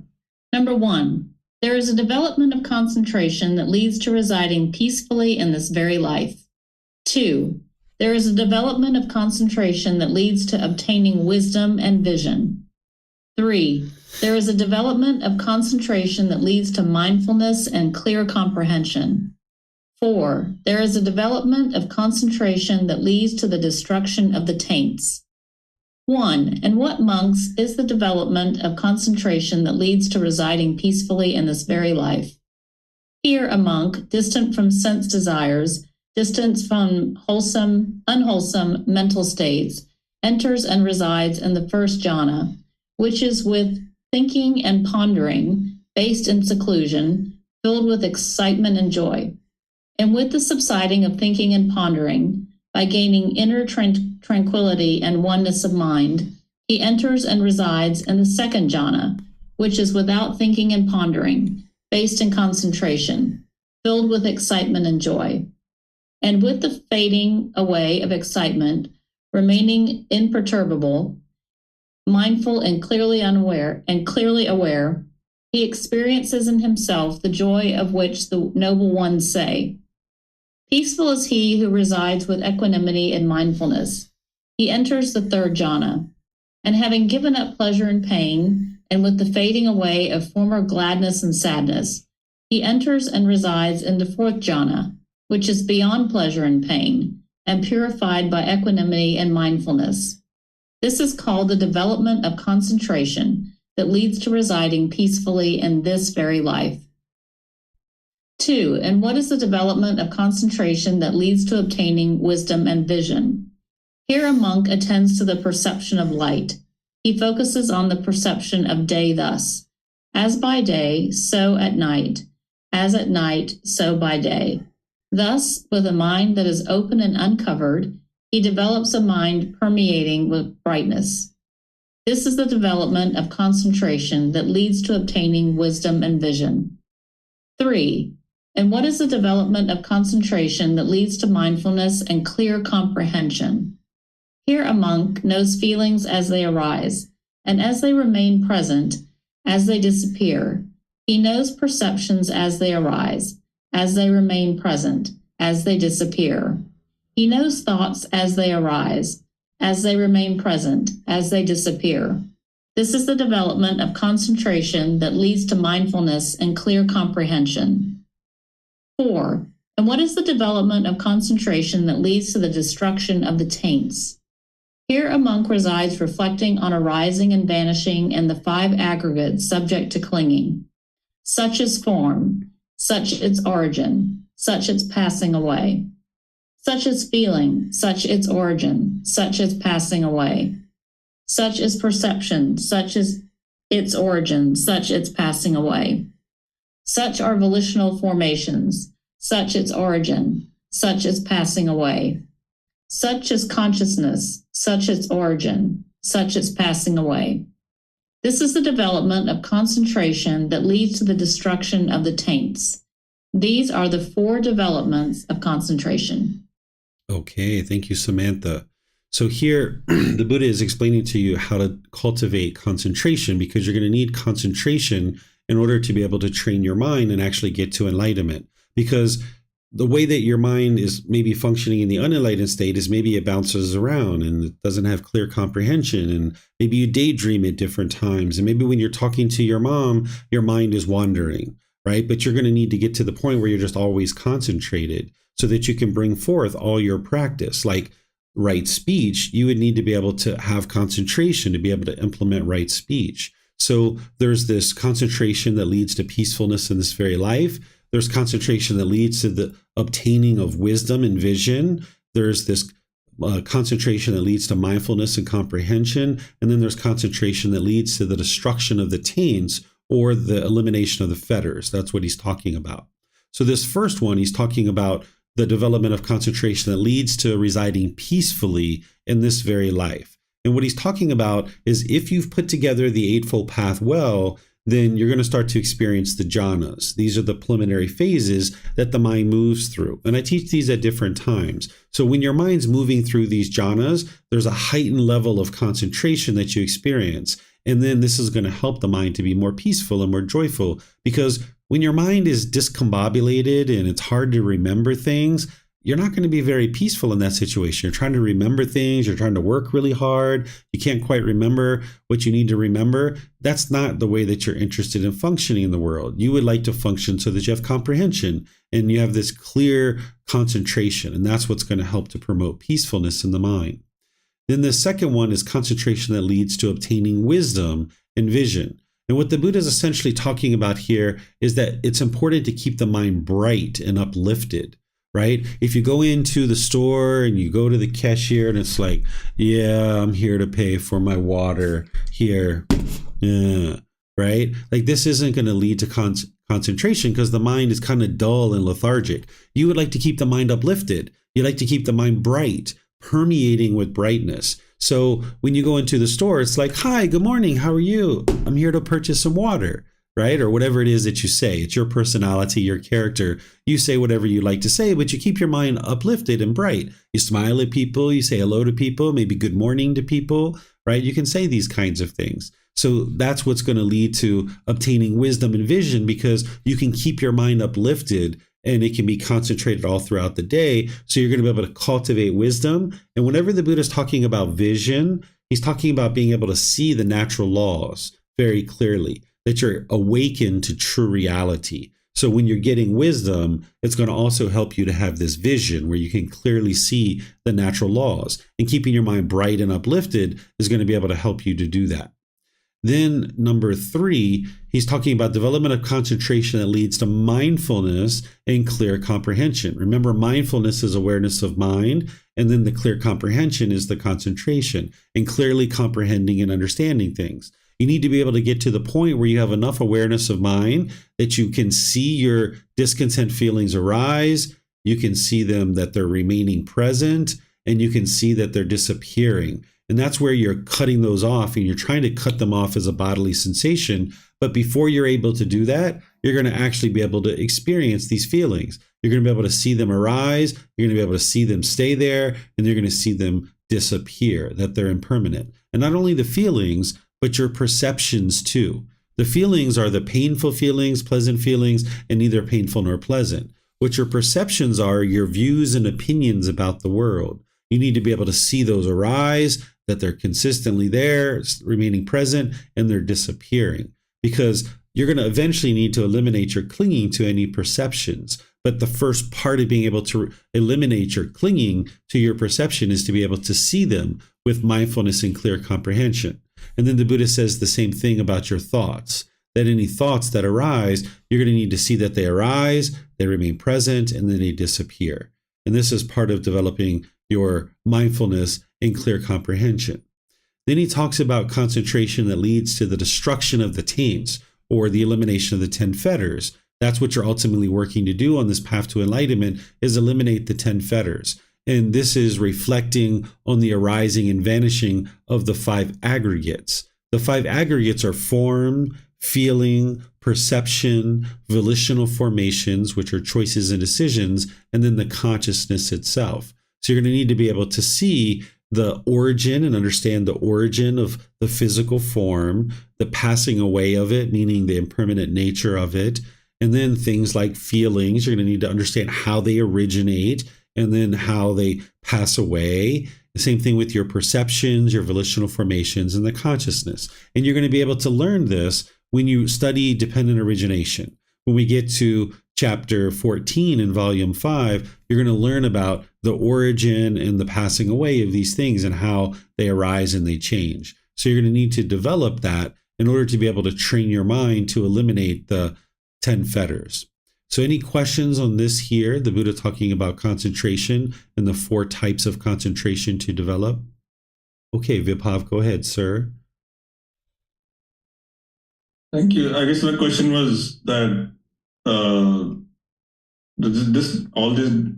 development concentration, the first one is mostly at the time of doing the meditation.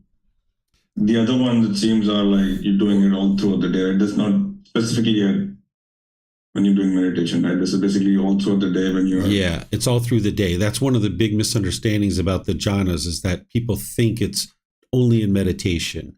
But by the time your mind is moving into the jhanas, your mind's going to reside in those mental states all throughout the day. Here you can see it if you get to the point where's the Buddha say it? Here it is. He enters and resides, right? He enters and resides.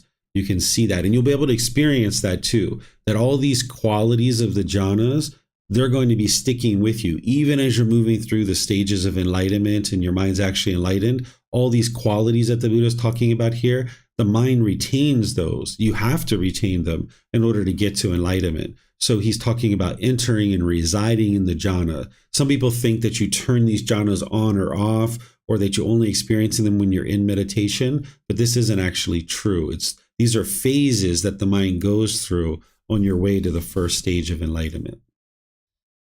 Thank you. And the 2, 3, and 4, they're also like, this is not necessarily when you're doing meditation, right? This is basically throughout the day when you're doing things, you are looking at your feelings. Like I guess number 2 is talked about when you're interacting with people or you're doing things, you're doing it in a bright way, your mind is bright. Number 3 is when the feelings are rising, they're present and they're fading away. That is throughout the day when you are noticing these feelings. And same way for number 4, where you are looking at the 5 aggregates. This is throughout the day. This is not necessarily at the time of meditation too, right? Exactly. And this is what you're doing, is you're moving to this higher consciousness where your mind is functioning differently. Where in the unenlightened state, when we don't know about this path, it's just like ho hum. I got to go to work. I got to get out of bed. I got to have some food. I got to take a shower. I got to get to work. Right? Like this is the way the mind might be when it's unenlightened and it doesn't understand these teachings. But what the Buddha is teaching you here is how to brighten up the mind and get to this radiance and brightness, this higher consciousness where your mind's aware. You have this relaxed and calm state, but yet there's attentiveness and alertness in the mind. The mind's crisp. It's bright, right? It's always crisp. It's always bright. That you don't have this lethargic state, but you also don't have this excited state where you're in this excited state, right? So your mind is in the middle where it's relaxed and calm, but it's attentive. It's bright. It's sharp. It's radiant. And that's what you're ultimately working to get to. All right, thank you. You're welcome. Okay, let me see. We have some questions perhaps here. Let me see. I just have to read these here. It looks like, yes, we have some questions here. Teacher David, what did Gautama Buddha mean when he said something along the lines of as by day, so by night? That's where he's talking about like all day long, like Vibhav was just talking about, like you need to be practicing this all day long, where your mind is bright and uplifted. And you're welcome, Marcy. Pleased to help you. Okay, so let's move on to the next chapter. So chapter 68. Is there someone who would like to read this? This is Develop Concentration First Discourse. Okay, Vibhav, go ahead, sir. Develop concentration, first discourse. Monks, develop concentration. A monk who is concentrated understands things as they really are. And what does he understand that really is? He understands as really is. This is discontentedness. He understands as it really is. This is the cause of discontentedness. He understands that it really is. This is the elimination of discontentedness. He understands that it really is. This is the way leading to the elimination of discontentedness. Monks, develop concentration. A monk who is concentrated understands things as they really are. Therefore, monks, an effort should be made to understand this is discontentedness. An effort should be made to understand this is the cause of discontentedness. An effort should be made to understand this is the elimination of discontentedness. An effort should be made to understand this is the way leading to the elimination of discontentedness. Okay, thank you, Vibhav. So in order to get to concentration in your mind, you're going to need to clear out the pollutions of the mind, those 10 fetters. More and more as you're clearing out that pollution, that's where the concentration and the focus and the clarity is going to start shining through the mind. Well, the first thing you need to do in order to clear out your pollution is understand the Four Noble Truths. So that's why the Buddha is saying, okay, if you would like to develop this concentration, then you need to understand things as they really are. You're going to need to understand the Four Noble Truths. This is discontentedness, the cause, the elimination, and the way leading to the elimination of discontentedness. This isn't the Four Noble Truths themselves, but this is just a reference to them. So you would need to be able to understand these Four Noble Truths in detail, the way that I teach them, in order to be able to get to concentration. If you don't understand what's causing the discontent feelings, you'll never be able to get to concentration, because the mind being angry and sad and feeling like you miss people and you're lonely and you're bored or you're frustrated, that's going to inhibit concentration. So by understanding the Four Noble Truths, you can have this breakthrough to be able to understand what's causing these discontent feelings, so you can clear out some of the pollution and ultimately get to concentration. So let me know what questions you guys have here. You can put that into Facebook, YouTube, or Zoom. Looks like Marcy has a question. Go ahead, Marcy. Or maybe you'd like to read. Thank you, Teacher David. It's lovely to see everyone. Teacher David, on the previous chapter, you were talking about, is it normal for someone, like, there's days, I shouldn't say there's days, there's been more days than not where I wake up in the morning and I have such a serene peacefulness. I'm sitting here saying to myself, is this really my life now? Is my life this enjoyable now? Like, I question, I'm like, and then I think, and I'm like, wow, like, it's really this enjoyable. Mm-hmm. But is it normal to do that, to question that as you're going along here and practicing this? Yeah, one of the things that you need to be able to do is get used to this new mind, right? Because we're used to being angry and disgruntled and irritable and feeling down and lethargic. And this mind being uplifted all the time like this, it kind of feels strange. It kind of feels weird. It's kind of like getting a new pair of clothes and you got to get used to wearing these new pair of shoes or these new pair of clothes, right? You don't quite feel comfortable when you first put on that new pair of shoes or that new set of clothes. And it's the same kind of thing, is that as this mind is brightening up and you're getting closer and closer to enlightenment, you can't even fathom how peaceful and how joyful and how serene the mind actually is. And you kind of got to get used to that this is the way the mind's going to be from now on. And in whatever you're experiencing now, you know you're not enlightened yet. It's only going to get better from this point forward. And that's why the enlightenment factors of that we talked about, the 7 factors of enlightenment, are so helpful. Because when you're starting to experience these heightened qualities, and you're talking about serenity, when you're starting to experience that, the mind can get into this excited state, like, oh my goodness, is this the way my life is now? Are you serious? This is the way it's going to be, right? Like, the mind can get in this excited state, and you got to calm it down, and you got to be sure that you come to the middle way and realize, like, yes, this is the way the mind is. It's going to be uplifted. It's going to be bright. It's going to be sharp, but you need to be able to still restrain the mind and not allow it to get into this excited state. But also don't allow it to get into this lethargic state. Because if you allow the mind to get into that excited state, that means it's going to swing to the other side. It's this pendulum. Right. And you're trying to get the pendulum to be steady and stable and still in the middle. But then you can still enjoy that quality of serenity and calmness and that joy that's in the middle.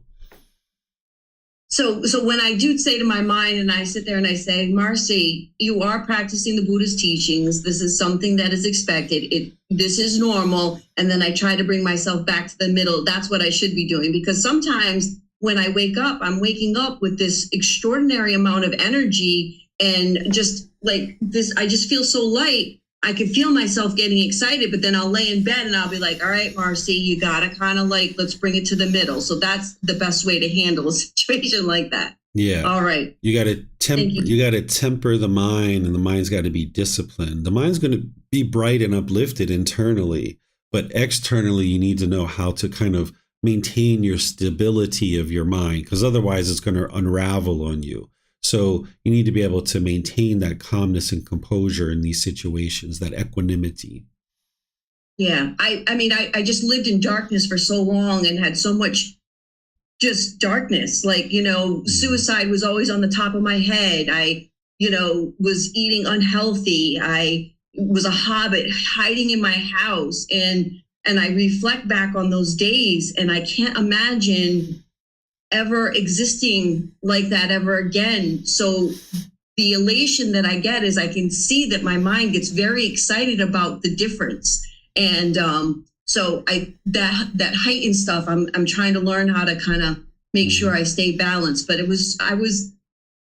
Teacher David, it's an absolutely amazing experience. I can't explain. I hope, I shouldn't say hope, because we just learned about that. That's a desire, that's a craving. But I truly wish the well-being for all beings. This is absolutely life-changing. It is amazing. And I'm very grateful for coming upon you. Thank you.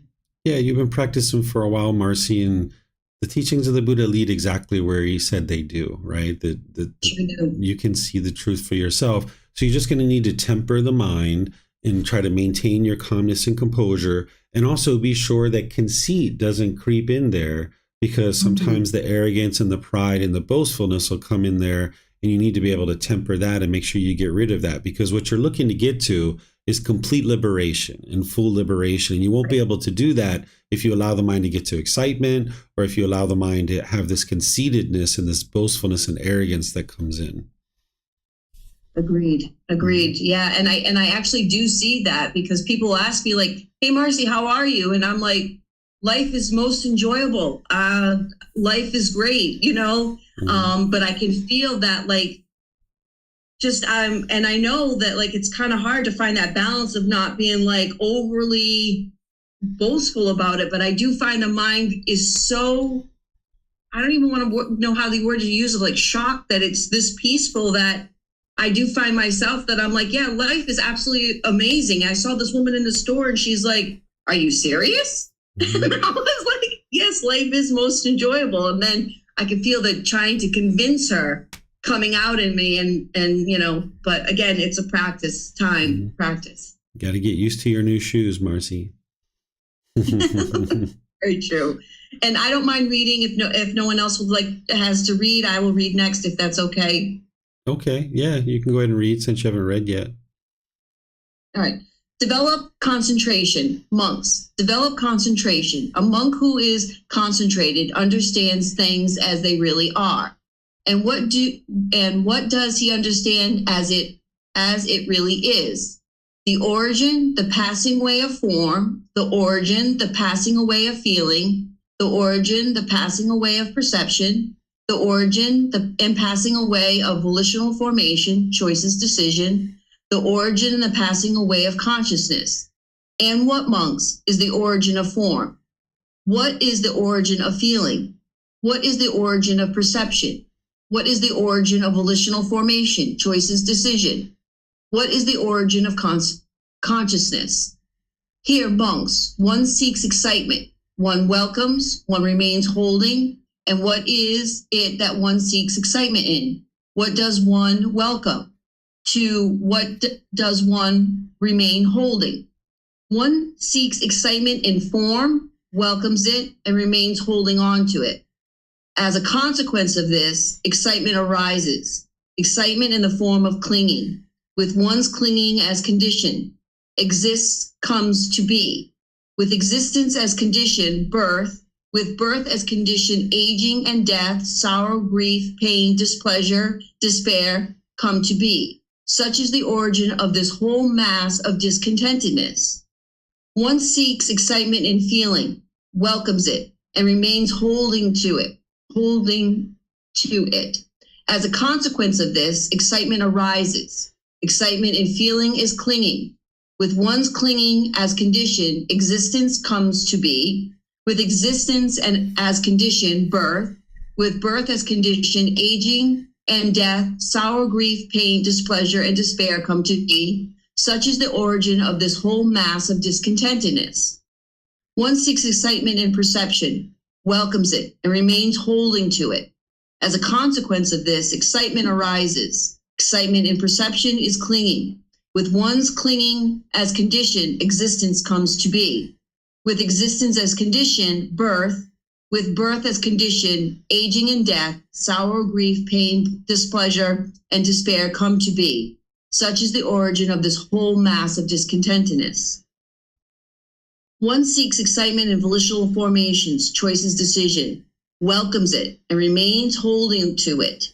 As a consequence of this, excitement arises. Excitement in volitional formation is clinging. With one's clinging as condition, existence comes to be. With existence as condition, birth. With birth as condition, aging and death, sorrow, grief, pain, displeasure, and despair come to be. Such is the origin of this whole mass of discontentedness. One seeks excitement in consciousness, welcomes it, and remains holding to it. As a consequence of this, excitement arises. Excitement in consciousness is clinging. With one's clinging as condition, existence comes to be. With existence as condition, birth. With birth as condition, aging and death, sorrow, grief, pain, displeasure, and despair come to be. Such is the origin of this whole mass of discontentedness. This, monks, is the origin of form. This is the origin of feeling. This is the origin of perception. This is the origin of volitional formations. This is the origin of consciousness. And what, monks, is the passing away of form? What is the passing away of feeling? What is the passing away of perception? What is the passing away of volitional formations, choices, decision? What is the passing away of consciousness? Here, monks, one does not seek excitement. One does not welcome. One does not remain holding. And what is that one does not seek excitement in? What doesn't one welcome? And what doesn't one remain holding?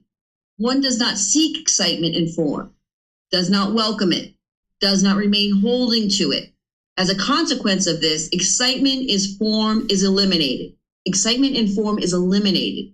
With the elimination of excitement comes elimination of clinging. With the elimination of clinging comes the elimination of existence. With the elimination of existence comes elimination of birth.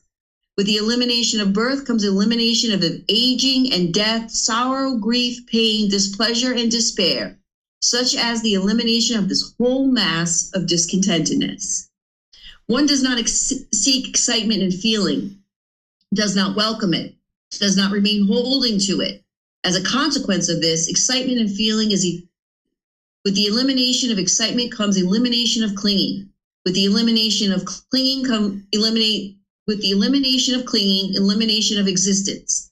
With the elimination of existence comes elimination of birth. With the elimination of birth comes elimination of aging and death, sorrow, grief, pain, displeasure, and despair, such as the elimination of this whole mass of discontentedness.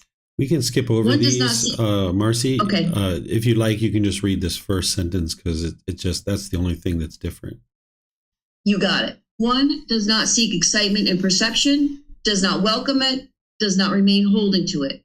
One does not seek excitement in volitional formation, choices, decision, does not welcome it, does not remain holding to it. One does not seek excitement in consciousness, does not welcome it, does not remain holding to it. with the elimination of excitement comes elimination of clinging. With the elimination of clinging, elimination of existence. With the elimination of existence comes elimination of birth. With the elimination of birth comes elimination of aging and death, sorrow, grief, pain, displeasure, and despair. Such is the elimination of the whole mass of discontentedness. This, monks, is the passing away of form.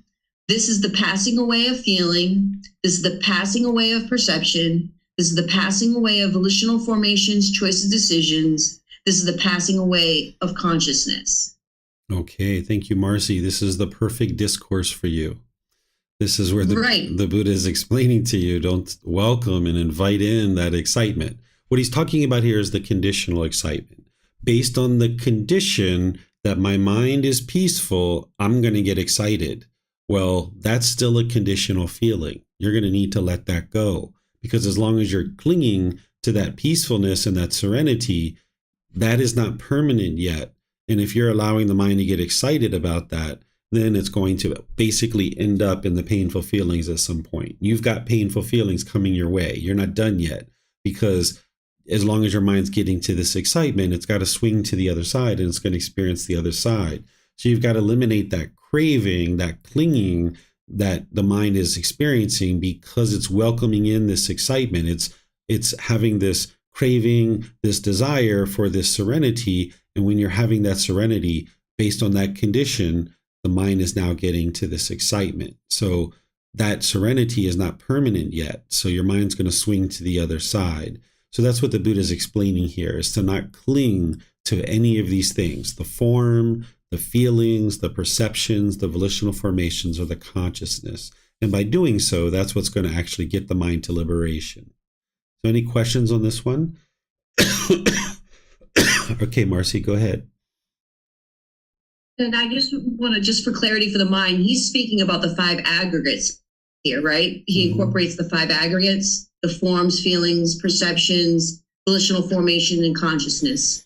Yeah, and what your mind is doing is you're clinging to the consciousness. You're experiencing certain qualities of the consciousness. And now because of that, you're getting this excitement. And you would like to not cling to that consciousness, realizing that what you're experiencing right now is impermanent. It's kind of like you need to be able to get to the point where you see those qualities of enlightenment starting to shine through. You're like, I see you over there. I see what you're doing there. You're getting peaceful, aren't you? Okay. You just kind of notice it. You just kind of observe it, but you don't get excited about it, right? Because that's what's going to lead to the decrease of that. Whereas if you can just be like, okay, I see what you're doing. You're getting nice and peaceful. You're getting nice and joyful. Okay, I dig that. Yeah, okay, let's keep going with that. Right? So you'd like to just kind of observe it, know that it's there, but don't welcome in the excitement, because that excitement's a conditioned feeling based on the craving, the desire of holding on and clinging to this consciousness. Thank you, Teacher David. You're welcome. All right, so let me see if we have any questions anywhere else. Okay, let's see. I don't see any questions anywhere else. So let's go to the last one for today, which is chapter 70. Is there someone who would like to read this? A very short chapter. Okay, looks like Pat's going to read that one. Go ahead, sir. The first jhana is secure from danger and Mara. So too, monks, when distant from sense desires, distant from unwholesome mental states, enters and resides in the first jhana, which is with thinking and pondering, based in seclusion, filled with excitement and joy. On that occasion, it occurs to the monk, now I am secure from danger, and Mara cannot do anything to me. It also occurs to Mara, the evil one, now the monk is secure against danger, and I cannot do anything to him. In reference to the second jhana, the third jhana, and the fourth jhana are explained in the same repetitive phrases. Okay, thank you, Pat. So here what the Buddha is explaining is once your mind enters into the first jhana, that this being Mara is no longer going to be able to access you and try to influence you. It's going to actually lose interest in you. This being Mara is a formless being that is interested in causing calamity in the world. It's a real actual being. and it will try to influence you to do unwholesome things, as well as beings operating on this being's behalf. That there are certain beings in the world that are interested in seeing only calamity and harm in the world. Not only do you have that coming from the hell realm and the afflicted spirit realm, but you even have that coming from the human realm. There are certain human beings that are functioning like hell beings or afflicted spirits, and they're going to try to influence you to do unwise and unwholesome things. And it's your wisdom that's going to keep you secure from that danger. So by the time your mind enters into the first jhana, you're secure from Mara trying to influence you. But the first jhana is not a permanent mental state.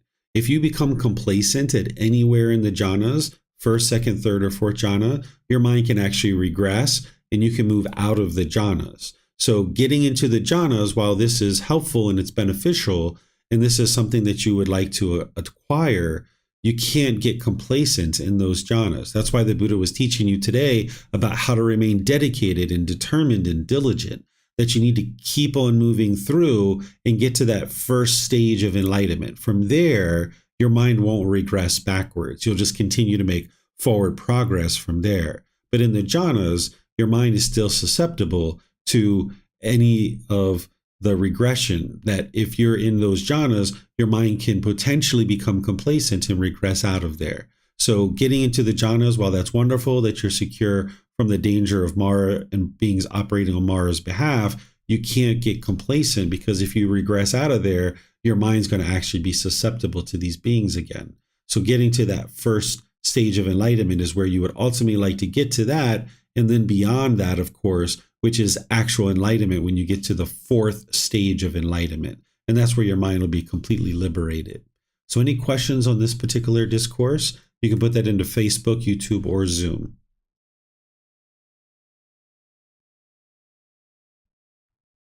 Okay, I'm not seeing any questions anywhere. So what I'm going to do is just end by thanking you guys for reading. Thank you guys for asking questions. Thank you for your dedication and diligence to learning and practicing these teachings. Next week, we're going to be moving into the next 10 chapters, which is chapters 71 through 80. That's where you're going to be learning the next set of chapters. And we're going to be exploring that in volume 3. For those of you guys that are online, I have the picture for volume 2 on the screen. It's actually volume 3 that we're studying. So you're going to need to be able to download that or get a printed version of that through printing it yourself, getting printed versions at the temple, or ordering them on Amazon so that you can read the actual chapters. That's going to help you because you can see the words of the Buddha, you can see the reference, you can see the words that I'm sharing with you to help you dive deeper into this. Next Saturday, that's what we're going to be doing. Tomorrow in our group learning program, we're going to be in the frequently asked questions section of volume 1. There's 11 frequently asked questions at the back of the book, and that's what I'm going to be teaching tomorrow in the group learning program. So you're welcome to attend that. Monday through Friday this week, I'm going to be teaching the Foundation and the Path to Enlightenment course. So if anybody would like to attend that, either here in Chiang Mai or online, because we live stream it, and it's also available through Zoom, you can attend that way as well. So thank you all for joining. And if you have any questions or anything you need me for, feel free to reach out. I'm back in Chiang Mai. Everything's nice and stable. Internet connections, travel, all these kinds of things. I don't have to be going around the planet so much. So we'll be having classes consistently like I always do. So thank you guys for understanding during that impermanence where I wasn't able to teach all the classes. But you guys understand impermanence by now. Your teacher is impermanent. These classes are impermanent. But now you're going to see some consistency with the classes again. So thank you guys for understanding that. And perhaps I'll see you guys in a future class. Be well and take care. Sawadee krap.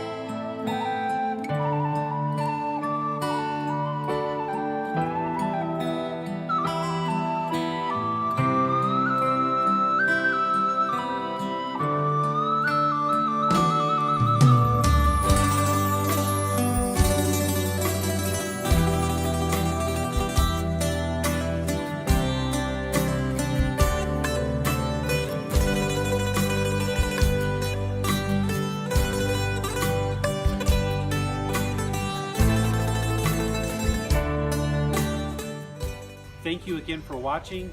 Enjoy your meditation. Look forward to seeing you online and answering any questions that you might have. Thank you so much.